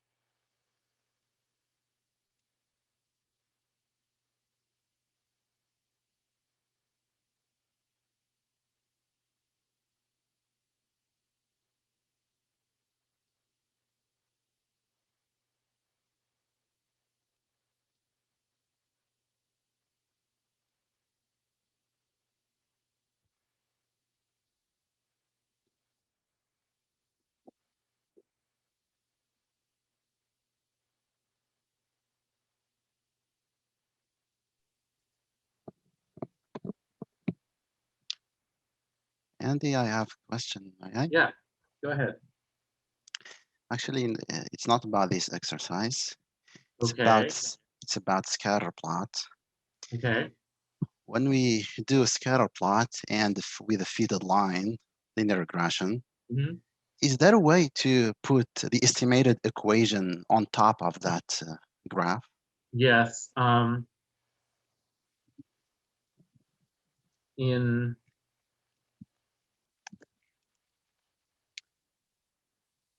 these help files, there's added text option. Where is that? Yeah, here. So in like the help file for scatter, look for this that said added text options, and it says display text that specify y x value. So basically, you put in this text option, and let me see if they have an example. You write in the text, yeah. So basically, this puts it at coordinates like y equals 41, x equals 2040, and it puts this text in. So you could do it that way. Yeah, thank you.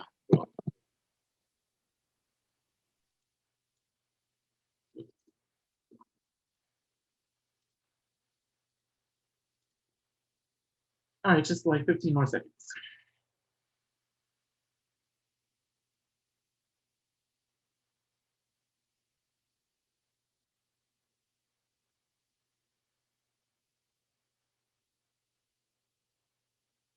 Okay, let's go ahead and go over this one. Again, don't feel bad or worry if you're not fully getting these. You know, it might be your first time using Stata.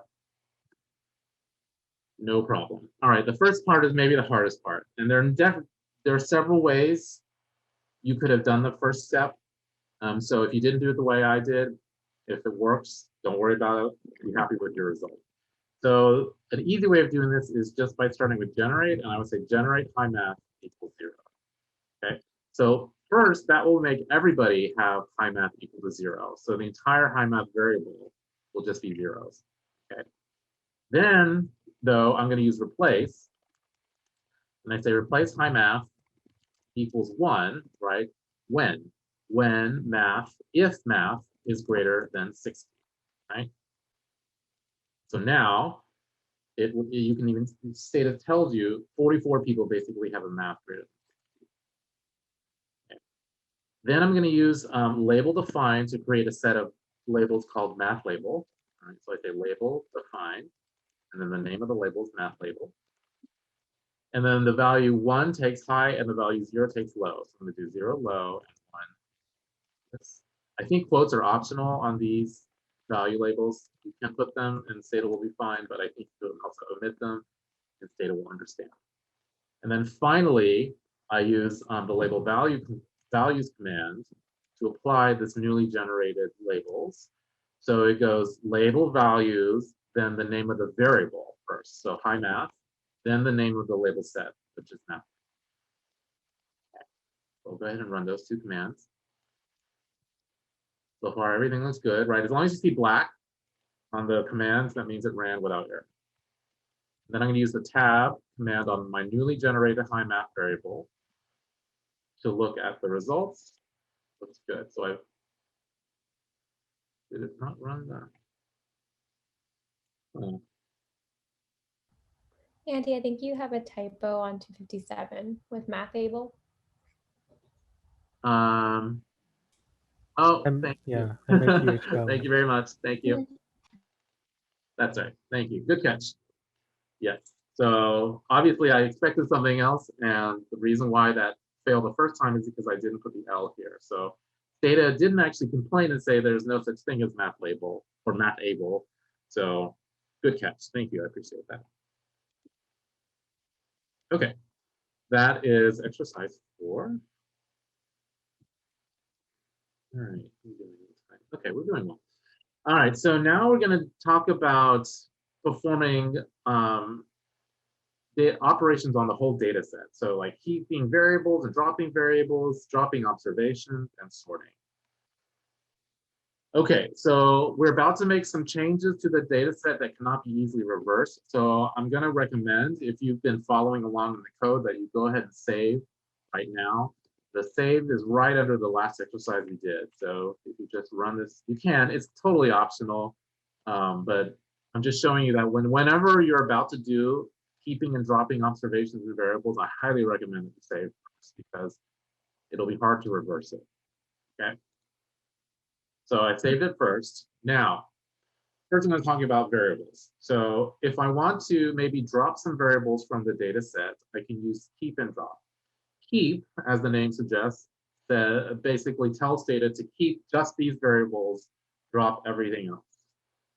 On the other hand, I can also specify drop, and it will drop just those variables that are specified after drop. So basically, if you want to drop most of your variables and just keep a few, I would use keep. But if you want to keep most of your variables and just drop a few, I would use drop. Okay. But you know, you can do either one, it doesn't matter. Just remember which one does which, right? So keep keeps the selected variables, drop drops the selected variables. Okay, so that's for variables. You can also use keep and drop with the word if to keep and drop observations. Okay, so previously we're talking about dropping variables, columns. Now we're talking about dropping observations or rows. And the syntax is now keep if and drop if, right? So for instance, if I say keep if read greater than 40, that will only preserve those observations where read is greater than 40. Okay, so for instance here, After running keep is greater than 40, sorry, keep if read is greater than 40, 22 observations were dropped, right? There was originally 200, so now I just 70. Here I'm doing a drop.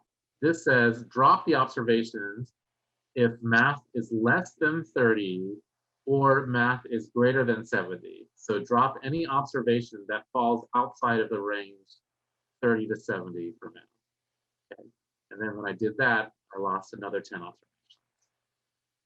Okay. So remember the difference.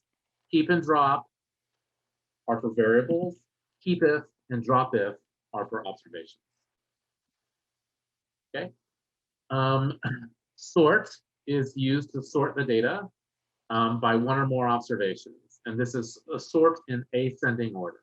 So for instance, if I do sort var1, var2, var3, that will sort the data first by var1, then by var2, and then by var3.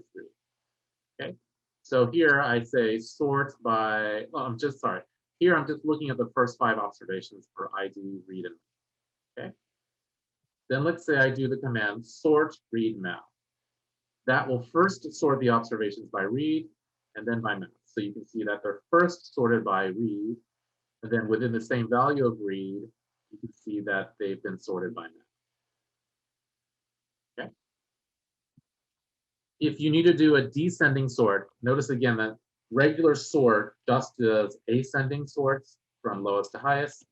If you need to do a descending sort from highest to lowest, you can use the command gsort, and then you put a plus if you want an ascending sort, and you do a minus if you want a descending sort. So here I'm saying sort the data first by descending read and then by ascending map. So you can see that it's first, the highest values of read are at the top, but then within read, it's sorted by ascending map.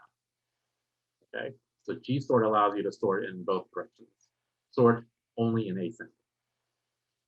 Any questions on keeping and dropping variables and observations or sorting? Okay, let's try it out. This one has several steps, but they're actually not that bad, I promise. I want you to reload the HS0 dataset fresh using the following command. So we're looking at around line 290, well, 2 in my file. Around there, you'll see exercise 5. Okay, and so the first line is just reloading the data set from scratch. I just want to make sure you have a full data set to start with. Okay, so you're going to reload the data set, then subset the data set to observations with a right score greater than or equal to 60, greater than or equal to 60. Then remove all variables except for ID and right. Save this as a Stata data set called highlight. Then you're going to reload the HS0 data set again. Now I want you to subset to observations with right score less than 60. Remove all the variables except for ID and right, and save this data set as low right. Then as a third step, I want you to reload the HS0 data set again. Just drop the right variable, just only one variable, the right variable, and then save this data set as no right. Okay, again, I'll give you, let's say, 2 minutes to try this.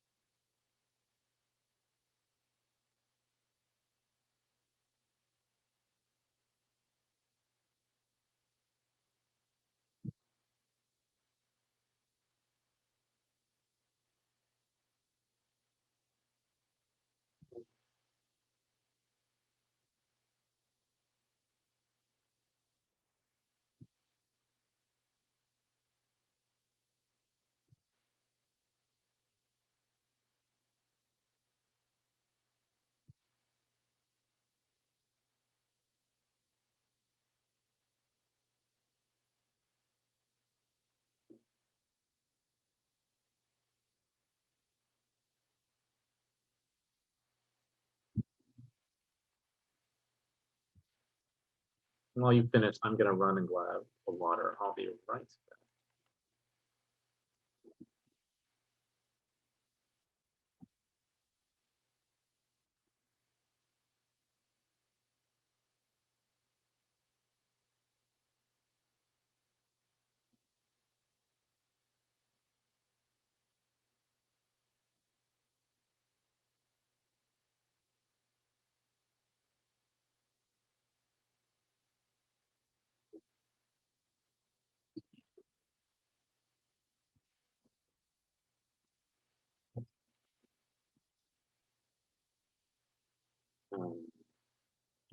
All right, let us go over this one together.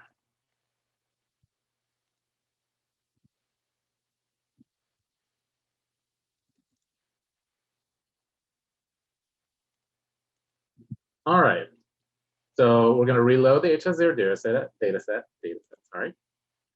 Now I want you to subset the observations to right score greater than or equal to 60. So when we subset observations, we're going to use keep if in this case, all right? Not keep. So keep if right greater than or equal to 60. Okay. So that got rid of 147 observations. Then I'm going to remove all the variables except for ID and right. So there are 11 variables in this data set. So I could write drop 9 variable names, but it's much easier if I just write keep, right? And I'll just do keep ID right. Okay. So now after this, you'll see that there are only 2 variables left in this data set, just ID and right. Okay. And then to save, we use the save command. So I'm going to save this as hi right. Again, I always recommend that you use the replace. You didn't have to this time because for most of you, there will be no data set called hi right. But if there were, you want to save it, and to make sure it's saved, add comma replace. Okay, now we're going to do the second step, which is again reload the HS0 data set. Okay. Now I want you to subset the observations with right score less than 60, so it's going to be keep if right less than 60. Remove all variables except for ID and right. So again, keep ID right, and then save this as low right. Save low right or replace. Okay. Run all those 3, and then the final set. Start over with the same data set. Now just drop the right variable. So now that we're just dropping 1 variable, it makes sense to use drop. Remember, we're not going to do drop if. We're dropping variables, so we just use drop. I'm just going to type drop right. That's it. And then I'm going to save this data set as no right. And then replace. And that's it. All right. Hopefully that wasn't too hard. Now there's a reason I had you create those data sets, and it's because we're going to use them in the next section, which is combining data sets. We're going to talk about 2 operations, appending and merging. So when you append data sets, we're talking about adding more observations, right? So many times the data set's not complete when you receive it. It might be because there are multiple data collectors. You know, you have one person collecting data in one lab, another person collecting data in a different lab, and then eventually you're going to put them all together. Or there might be multiple ways of data. This might be like an annual survey. So the append command is used when you want to combine data sets that have basically the same variables in them, and you want to keep adding observations. Okay. So we're going to append together 2 of the data sets that we just created in the previous exercise. Okay. And I might actually run this data code for this part. So we're going to begin with one of the data sets in memory. All right. So we're first going to load the hi right data set. So we're going to say use hi right click. Okay. Then we're going to append the low right data set, right? Remember, these 2 data sets have the same 2 variables, ID and right. We just created them. They have 2 variables, ID and right. One of them has right scores greater than 60. The other one has right scores less than 60, right? But the way to write the append command is you first have a data set loaded in memory. So we're going to have hi right already loaded. Then you type append using, remember that word using means load another data set. And then you're going to type the name of the data set that you want to append into the current data set. Okay. So here I write append using low write. And again, since these are .dta files, I don't have to put .dta. Stata will recognize it. Okay, so let me just show you that in Stata. So here I'm using low write. I'm sorry, I'm first starting with high write. Okay, and as you can see, it has 53 observations. All right, and then when I append using low write, now I have all 200 observations. And both of these data sets just have two variables, ID and write. So the append works very nicely if both data sets have the same variables. I believe if the two data sets have different variables, then for the data set where that variable is not does not exist, those values will be missing on that variable. Okay. Yeah. The variables that appear only in one file will be filled with missing in observations from the other file. Okay, so that's appending. That's basically stacking data sets on top of each other, adding more observations. Sometimes, though, you actually want to add more variables to the existing observations, right? So this is where you're adding more columns, right? Appending is where you're adding more rows. Merging is where you're adding more columns and more variables. In Stata, the data set in memory is called the master data set, okay? And the data set that you're going to be merging into the master data set is called the using data set. There's that word using again. Now, in order to merge, you usually need to have an ID variable that links the observations between the two data sets. So it might be like a patient ID, or it might be a teacher ID, or a state ID, or something like that.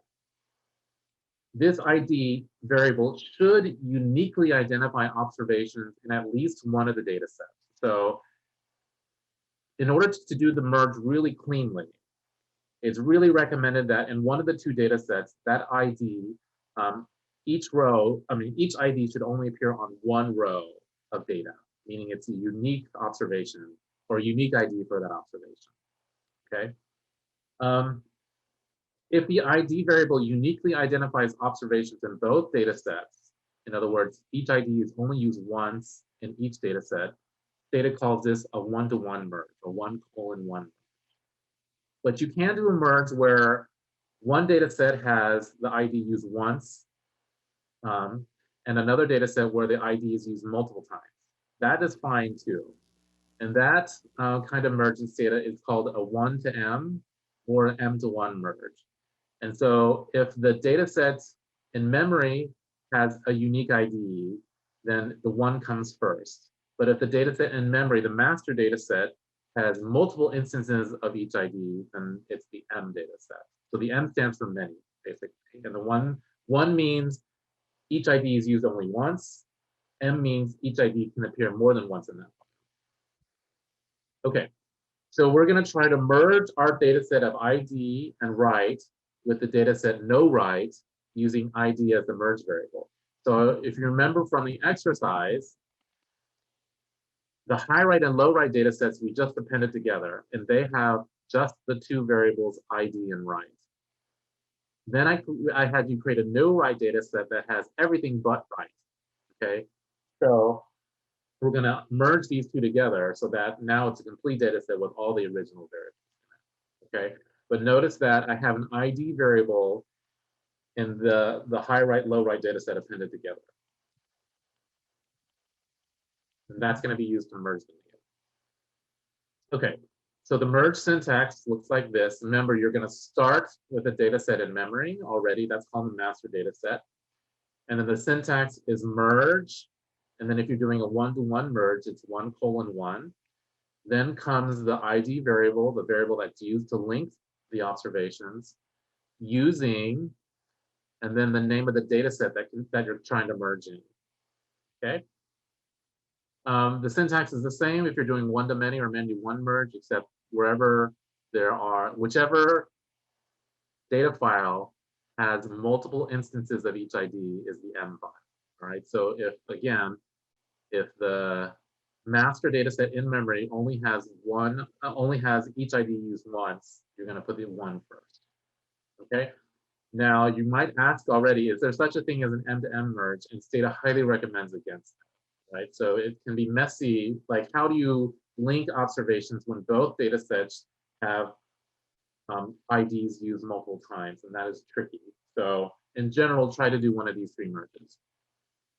The ID var, by the way, can be more than one variable. So like if you have a country and a city, and you want to link on those countries and cities, then you can use both the country and the city variable as ID variables. Okay, we're going to try this one-to-one merge. And then after you do that, Stata will output a table that shows you how successful the merges were. Okay, so here's the syntax. Merge one-to-one ID using no write. Okay, so we're doing a one-to-one merge again, which means that each ID is used just once in each file. And then the name of the file that we're merging in is called no write. Okay, and then when we do that, Stata produces this little output, but I'll go ahead and run this directly. Okay, so did I already append these? I did append these together. Okay, so the current data set has 200 observations with the variables ID and write. Now, when I do this merge, I'm bringing in the no write data set, which has all the variables except for write, okay? And we're linking them by the variable ID. And then it says all 200 observations were matched and 0 were unmatched. Now, it's possible that you have IDs in one file that don't appear in the other file. If that's the case, then some of these will not match. But in this case, we have perfectly matching data sets, so everybody matches, all right? But Stata very kindly then shows you how well the merge is. Okay? Any questions on appending and merging?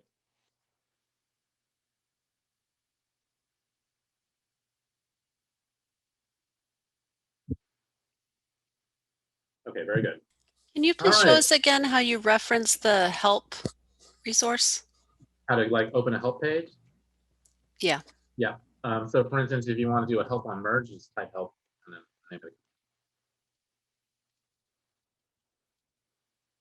Okay. I have another question. Yeah. Can we do the merging between two different DTA files, or are you saying that like Stata can't run them at the same time? No, these are two different. Well, I have one file in memory. So whenever you do a merge in Stata, one of them has to be loaded into Stata, and then you bring in the file that you're merging in. What you can't do is merge two data sets kind of when one of them isn't already in memory. That answers the question. Yeah. Yeah. Okay. Yeah. Is there another question? I see a raised hand. You can just, yeah, go ahead. Can we merge more than two data sets? Yes. So you can keep merge, like, you can't, actually, I'm not, I don't want to say something that's wrong. Yeah, I think you could write multiple merge. You can't do it all in one step. I think you could merge one and then write another merge to merge in the second one and keep writing separate merge statements for each additional data set that you want to merge in. But I could be wrong, but I don't think you can write one merge command that has all the files that you want to merge in. Because it says file name here, which usually means a single file. So yeah, one merge command for each file that you want to merge. Okay. Yes, I have another question. Okay, yeah, go ahead. It's a little not related here. Can we write SQL code from within Stata? Because merging and this is just works very, very well with SQL. It does work. I know what you mean. I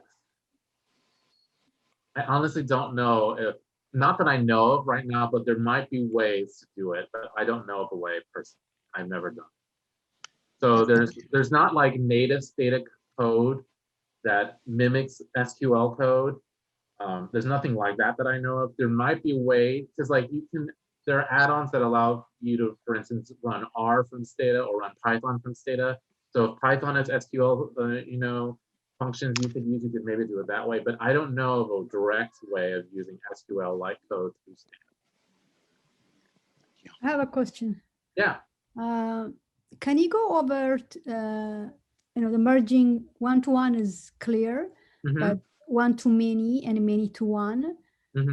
So can you, Okay, give so an example on that, or? Yeah. let's yeah, I can try really fast. So in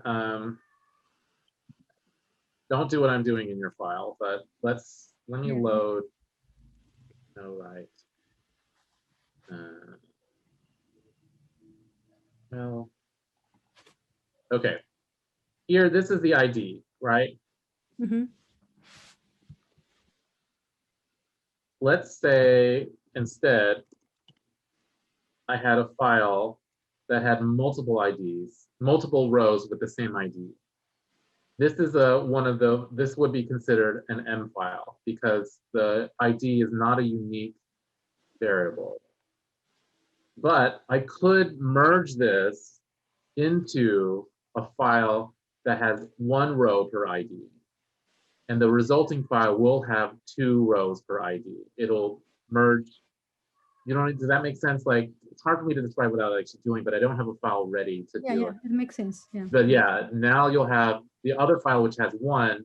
When you merge them, the resulting file will still have 2 rows per ID. Okay. Okay. Thank you. All right. If there are no other questions, we're going to move on to okay, and we're not even going to cover anything complicated. This is not meant to be a stat class by any means. I just kind of want to give you an idea of what kinds of commands you can run in Stata, general idea of the syntax, and kind of how to look at the output.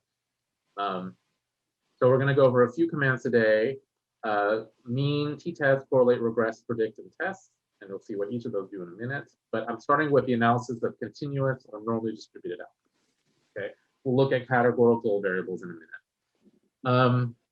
Okay, so if you want to follow along, I'm going to ask you to go ahead and load the HS1 data set, which is basically everything that we've done so far, all the kind of data management we've done, but already done in this data set. So if you go to like around line 332, 330-ish, there's a line that loads a new data set if you want to follow along. Go ahead and do that, because all these commands will be using variables in this data set. Okay, so the mean command, as the name suggests, is used to get means, but it also gives you confidence intervals, right? And the confidence interval basically expresses a range of plausible values for the statistic that you're trying to estimate. The mean command provides a 95% confidence interval by default, as do many other commands. So Stata is very good about outputting confidence intervals for most of its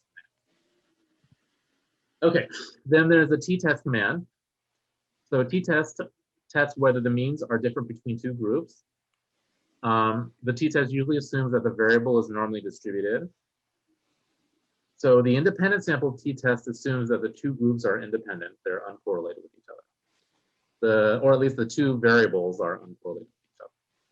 The syntax for the independent samples t-test in Stata is the keyword t-test, and then var, the name of the variable, the outcome variable that you want to compare the means on, comma, by, and then in parentheses, you put the grouping variable. So this should usually be a 2-group variable, like in our case, the female variable has the variables 0 and 1. That would work here. But any, t-test is for 2 groups. You can also perform the t-test for a paired samples t-test using slightly different syntax, but I'm not going to go over that today. But I will show you an example of an independent samples t-test, where we're going to test whether the means of right are different between the 2 genders. Okay, so again, the syntax is t-test, the name of the variable whose means we want to compare, comma, by, and then in parentheses, the name of the grouping variable. Okay. So in the output, you'll find the groups here. So we have 0 for males, 1 for females. You'll find the means here. Then the standard error of the means there. And then the confidence intervals for the 2 means. Okay. This is the t statistic and its degrees of freedom. You'll normally report these 2 things. And then this is the p-value, the 2-sided p-value. You'll also get the 1-sided p-values right here on either side, but then the 2-sided p-values right here. The actual mean difference, the difference between the means is right here, And this is the standard error of the mean difference, and then the 95 confidence interval. Okay, so that's a t-test. Correlation. A correlation coefficient quantifies the linear relations between two continuous variables. Usually they're assumed to be normally distributed, and then the value of the correlation is a value between -1 and 1. The syntax is very simple. You type out correlate, which I often abbreviate to core, C-O-R-R, and then a list of variables. And then it will produce a correlation matrix of those variables. All right, so here we can see the correlation of read with the other 4 variables. And then similarly, if you need p-values for your correlations, you look into the command called pw. Okay. All right, so that is just a simple correlation. Now, if we want to do some model estimation, like regression modeling, here's the general syntax. The general syntax of a model estimation command is you type the name of the model command first, then the dependent variable, and then a list of independent variables, and then comma and any options that you want. All right. So for instance, this could be like the regress command. I put the word regress here, and then the dependent variable goes here, and then a list of independent variables out. Okay, so we're going to talk a little bit about linear regression, also known as ordinary least squares, where we model the effect of one or more predictors or independent variables, whatever you want to call them, which can be continuous or categorical on a normally distributed outcome. That's technically not exactly the assumption of linear regression. It actually assumes that the errors are normally distributed, but we're just simplifying it now to normally distributed outcome. The syntax is regress, depth bar, in-depth bar list, again, where depth bar is a dependent variable and in-depth bar list is a list of independent variables. Now, when you list your independent variables, we're going to recommend that you put I dot in front of categorical predictors. So something like SES, which has the values 1, 2, 3, those are meant to be categories, not the actual numbers 1, 2, 3. So for SES, I would put an I dot in front of it. In front of a continuous predictor, we recommend that you put the notation C dot. And that tells Stata that it's a continuous predictor. And it'll model a linear effect of that continuous predictor on the dependent variable. Okay. So for categorical variables, where you put I dot in front, what Stata will do then is it will automatically generate 0, 1 dummy variables for each level of that categorical variable. And then it will enter all but one of them. And by default, it won't enter the first one. Like for SES, it would not enter the dummy variable representing SES equals 1. And so then the first group usually is the default reference group in Stata's regression models. Now, if this does not make sense to you or you don't know what a dummy variable is, don't worry about it. It's not important for you to learn how to code Stata. But for those of you that are familiar with dummy variables in linear regression, Stata will automatically create them for you for a categorical variable, and it will enter all of them except by default the first one. You can change what the reference group is easily. I'm not going to cover that today, though. Okay, so I'm going to show you a linear regression of the dependent variable right predicted by the independent variables math and SES. Now, math is a continuous variable, and SES is a categorical variable. Okay, so here is the syntax. It's the keyword or the command name regress, then the outcome variable right, the dependent variable, then math, which is a continuous predictor, I'm putting a C dot in front of, and then SES, which is a categorical predictor, which has values 1, 2, 3, I'm putting an I dot in front of it. Okay, and 1, 2, 3 means low, middle, and high in SES. Okay, so the output you get that's relevant is you get the overall model F test here, which is basically a test of whether any of these coefficients are different from 0. And you get the model R squared. There's also an adjusted R squared right underneath. Oh, another thing I didn't highlight here is the number of observations. So here it's 200. meaning it used all 200 observations. If you have missing on any variable, any of these three variables, Stata will drop that observation from the model, right? So this is you should always check this number to make sure that it's at the value that you want it. You know, it's the number of observations you're expecting for this model. Okay. So again, yeah, this is the f-test and the r-squared. These are the coefficients, right? So again, for a continuous predictor, it's going to model a linear effect by default. And then for the categorical predictor, it enters dummy variables representing middle and high. It omitted the dummy variable for low. So now low is the reference. Okay. These are your t statistics for each coefficient and the p-values. Okay. Okay. So that is linear regression. Now, oftentimes you want to do some kind of estimation after running your regression, right? You might want to do additional statistics or additional tests. And Stata has great support for this sort of testing after a model's been run. Stata calls this post-estimation, okay? And these post-estimation commands can be used after most regression runs. So to see which model commands can be used as follow-ups to a model estimation command, use the following syntax. So you can look up the commands by typing help, then the model command, and then the keyword post-estimation. All right, well, model command is one of these many Stata modeling commands. So for instance, we can see what commands can be issued after regress by typing help regress post-estimation. So let me do that. So you type help, then the name of the command that you want to see what can be followed, and then the word post-estimation. Okay. And so for instance, these commands can be used directly after a regress. So for instance, if you're interested in multicollinearity or you're worried about multicollinearity, you can estimate the variance inflation factors using the VIF test, for instance. What today we're going to be going over is the predict command. Another very powerful post-estimation command is margins.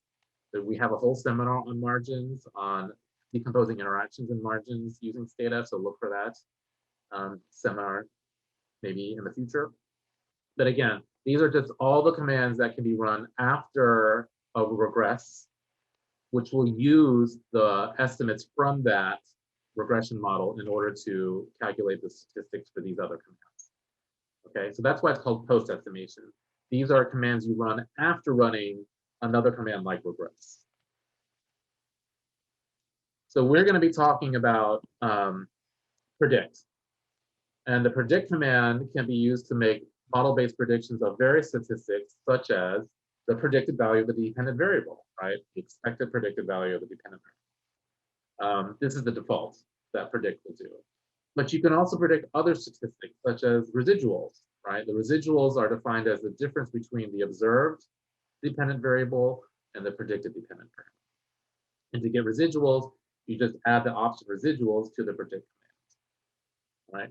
So here I have an example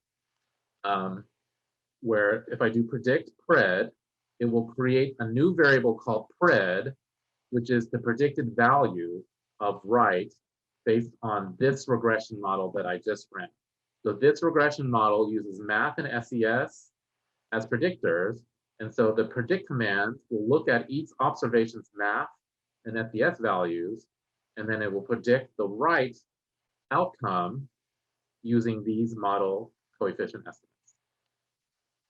Okay, and so that creates this new variable called pred, but I can also get residuals out of predict using comma residuals, right? And here I'm creating a new variable called res, R-E-S, which contains the residuals, which is the difference between the observed value and the predicted value. Okay, so I'm just showing you the first 5 observations of pred, excuse me, the predicted value, res, the residual, and the original observed dependent variable right. So for instance, if I do 52 minus 45.62, I get the residual 6.37. Okay. Another thing you can get with your predict is things like influence statistics, like Cook's C, for instance. So there are a lot of other statistics you can get with predict besides predictive.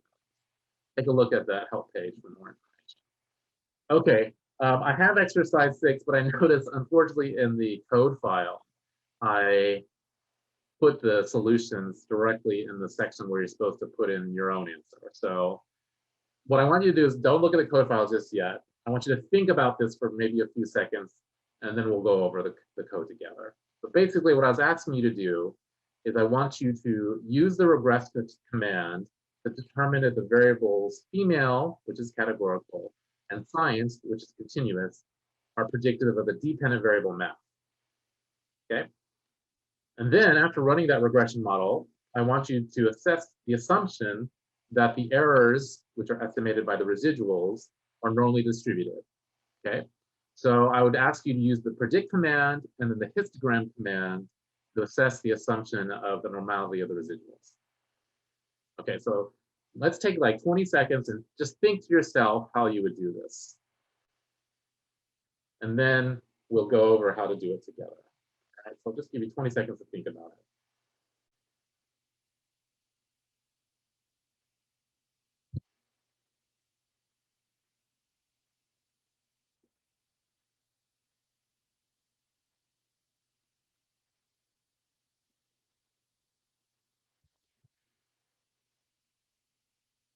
Okay, so let's go to Stata. And again, my apologies for giving you this already, but it's right here. All right, so to regress, we put the dependent variable first, I dot in front of any categorical predictors, and C dot in front of any continuous predictors. Okay. So this performs this regression, and we get coefficients. Again, female is a 2-category categorical variable, and it creates one dummy for males, one dummy for females. It omits the dummy variable for males, so they become the reference group. Okay. Then I ask you to assess the assumption of the normality of the residuals. All right. So what I want you to do, what I would have you do is create residuals using predict. All right, and we're going to call it math res here. Okay, and then we're just going to use a simple histogram of these residuals to look at assess the assumption of normality. All right, I'll use a histogram. I use comma normal to overlay the normal density curve. And that looks pretty good, right? So this is the histogram of the residuals, and we have the overlay normal density plot, and they look pretty similar. So we would feel pretty comfortable with this assumption for this. Any questions about anything we just went over in terms of statistical analysis? Yes, Andy. Yes. I just want to know how to do forecasting with Stata. Actually, when I do that, I do some tricks like setting observations. Sometimes I do with LeanCom, but LeanCom only gives the confidence interval. And forecasting, we need the prediction interval. So is there any way to do forecasting with Stata? If you're familiar with Minitab, you just give it the new observations and you get what you want. I know Stata can do forecasting. I'm not sure exactly what I think you're asking for prediction intervals. Offhand, I can't say how to do that right now. A little outside the scope of this too. I want to stay maybe within the scope of this seminar, if that's okay. We can maybe talk again about this afterwards, but yeah, that's a little bit too far out of the scope of the seminar, and I'm honestly not sure how to get prediction intervals right at this moment. Okay, thank you. Okay, sorry. Okay, I also want to go over categorical. If you want to analyze categorical variables, first of all is the chi-square test of independence. Okay, so the chi-square test of independence assesses association between two categorical variables. So it answers the question: are the categorical proportions of one variable the same across levels of another variable? So for instance, here I'm tabbing, I'm testing for independence between prog and SES, right? And the syntax is tab the two variables which produces this tabulation table, but then you add the option chi2 for the chi-square test of independence, all right? And basically that tests whether the proportions of low, middle, and high are the same across these three programs, or whether another way of saying it is whether the proportions of academic, general, and vocational are the same across the three SES classes, okay? And so if they're not the same, then this chi-square will be large and the p-value will be small. And so here, we reject the null that the proportions are the same, and so we say they are not independent, or we conclude that they do not appear to be independent. Okay, so tab, the two variables you want to test, comma, chi2. Then we can do logistic regression also for a binary outcome. And the main thing I want you to notice is that the syntax is very similar to regress. It's going to be, now the keyword is logit for logistic regression. And you can also use logistic. It's very similar. There's one difference we'll go over in just a second. But I usually use logit, and the dependent variable comes, which should be a binary variable. It should be a 0-1 variable. So make sure your dependent variable for logistic regression is a 0-1 variable. And then the list of predictors are independent variables again. If you want odds ratios, just put OR after the comma here. All right, so logit, dependent, independence, and then comma OR, and then it'll output odds ratios. As I said, there's another command called logistic. Logistics automatically just outputs odds ratios, so you can skip the comma OR if you use logistic. All right, so we're going to do one quick logistic regression. We're going to use the binary variable high math that we created before in exercise 4, and we're going to predict it with the continuous predictor right and the categorical predictor SES.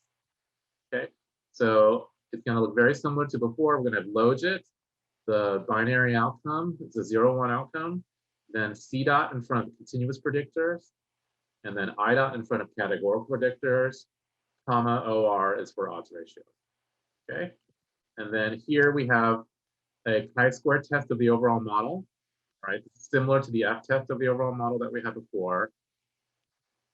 Here are our odds ratios right here, and the coefficient, the names, the predictors and their associated odds ratios. And then we have the Z statistics and the p-values. Sorry, these circles seem to be slightly. I apologize for that. But yeah, p-values and Z statistics as well. Okay, one more exercise. This is our last exercise of the day. And then I just have a little bit more info for you, and then we'll be done. All right. So the final exercise is I want you to use the tab command to run a chi-square test of independence to test for association between SES and race. Okay.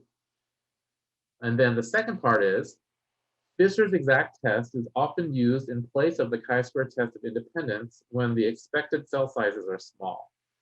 Use the help file for Tabulate two-way, which is just the help file for Tabulate when there are two variables, to run a Fisher's exact test to test the association between SES and race. How does the p-value compare to the result of the chi-square test? So I'll give you like a minute and a half to do this one, and then we'll go over it together. And we are in the do file around line 390-ish. Okay, it's the last thing right before the solutions.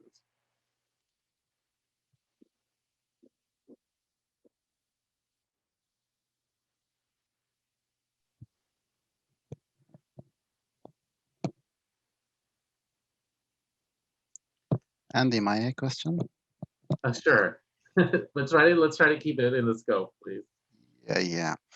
Is there any shortcut for clearing the results window and the history? Shortcuts. I think so. Actually, I'm a very big fan of shortcuts. Is it clear results, maybe? Is that right? Like in R, like Control L or something like that. Oh, that's that I don't know. I don't know something like that. I apologize. It's okay. It's okay. Yeah, I don't know. You know, sometimes you don't want to move your hands out of the keyboard. I understand. I understand.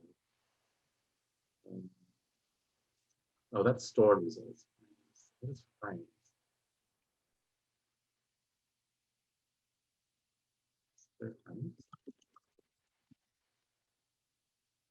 Yeah, I put everything.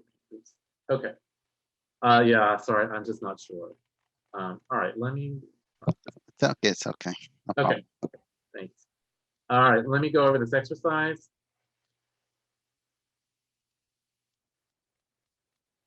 Okay, so I asked you to use the tab command to run a chi-square test of independence to test for association between SES and race. So it'd just be tab, race, comma, I'm sorry, tab, race, SES, comma, I2.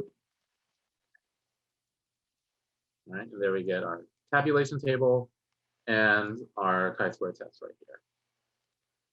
Then I said, look at the help file for tabulate two-way to see how to run a Fisher's exact test instead. All right. So it tells you, if you look just a little bit down, that it's the option is called exact. So I can just copy this and add exact.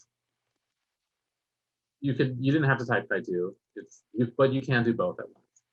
And so here on top, I have the chi-square test of independence, and on the bottom, I have the Fisher's exact test. And in this case, they're pretty close, so chi-square is a pretty good approximation. All right, so luckily, the results agree. Okay, any questions about anything that we've gone over so far?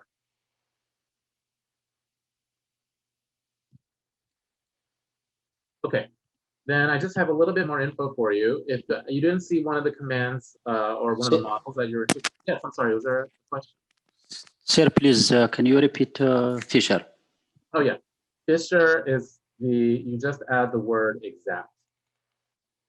All right, so if you looked in the help file for tabulate two-way, it's tabulate just like this is what we're doing, tab one invert the options, and then you'll see that the exact option is for Fisher's exact test.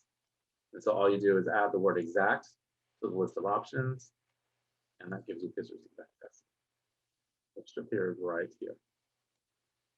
Okay. Because in the key, it doesn't have the chi-square. Yeah, Fisher's doesn't have, well, yes, Fisher's doesn't really have a statistic associated with it. It's really just a probability. So if you run Fisher's exact test, normally this is often the only thing that you actually report is the p-value. Yeah, there is no chi-square statistic for it. Okay. Any other questions? Okay. Then, in case you didn't see one of the regression models that you're interested, there are many, many more, and this is only a small subset of what's available in Stata. But these are the ones I commonly see, so I wanted to give them to you in case you need one. There's generalized linear models with GLN, and if you don't know what these are, don't worry, you can tune out for now. It'll just take a second to get through this. If you are interested in ordinal logistic or multinomial logistic regression, look into O-logit and M-logit. If you need a count model, such as a Poisson or negative binomial regression model, try Poisson or NB-reg. If you need a mixed effects, also known as multi-level, also known as a random effects model, look into the mixed command.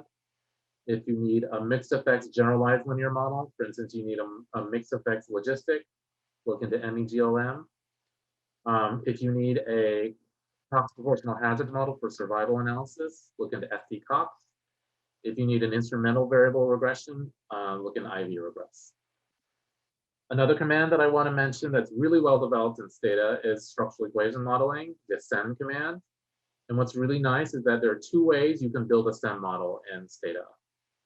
One way is through syntax, right? So here I'm doing a very basic combinatorial factor analysis model where I have the factor loading onto 3 items, right? So here's one way I can specify it. But another way you can do it is actually through the SEM builder, where you create a diagram and then you fill in which variables correspond to the items in the diagram. So for instance, for those of you that are familiar, circles represent latent variables, squares represent observed variables, and I can create this diagram and then run the model and estimate the coefficients directly from this diagram, which is really, really nice. Stata is the only, actually, that's not true. Stata has also a GSEM command, which is used for a generalized SEM in case you have non-normally distributed outcomes or you need multi-level modeling. or categorical latent variables for latent class analysis, for instance, among other extensions. So regular SEM is SEM, and then extended SEM is GSEM. Okay, and then some more resources for learning Stata itself. We have our website, the History Statistical Consulting Group website. There are many, many, many pages on Stata. One of the previous members of our group was a Stata fanatic, and so he produced quite a few pages for Stata on our website. So Stata is very well represented on our website. We have seminars devoted to Stata. We have learning modules for learning basic commands. We have data analysis examples, which give you a short summary of how to run a particular kind of regression in Stata. And we also have annotated output. So if you're having trouble understanding the output of a particular Stata estimation command, we might have a page that explains basically every little piece of output for you from a particular. There are also external resources for you to use. Stata has its own YouTube channel, and in this slideshow, I give you a link to that. I'm not sure many of the videos are made by a gentleman named Chuck Huber, who we have a good relationship with here in our group. He's a great speaker, a very pleasant speaking voice, very easy to listen to, really nice, organized, informative presentations. I really love his presentation, so I would highly recommend anything that he does on the YouTube channel. They have their own fact on the Stata website for frequently asked questions, and I also have links to some cheat sheets. All right, and I'll take any final questions, but that is the end of the actual seminar. So thank you so much for sitting through this. I know there was a lot of information at once, but I wanted to give you a picture of all the things that Stata can do for you. So hopefully you got something out of it and you'll be using Stata a lot and with confidence in the future. So thank you again.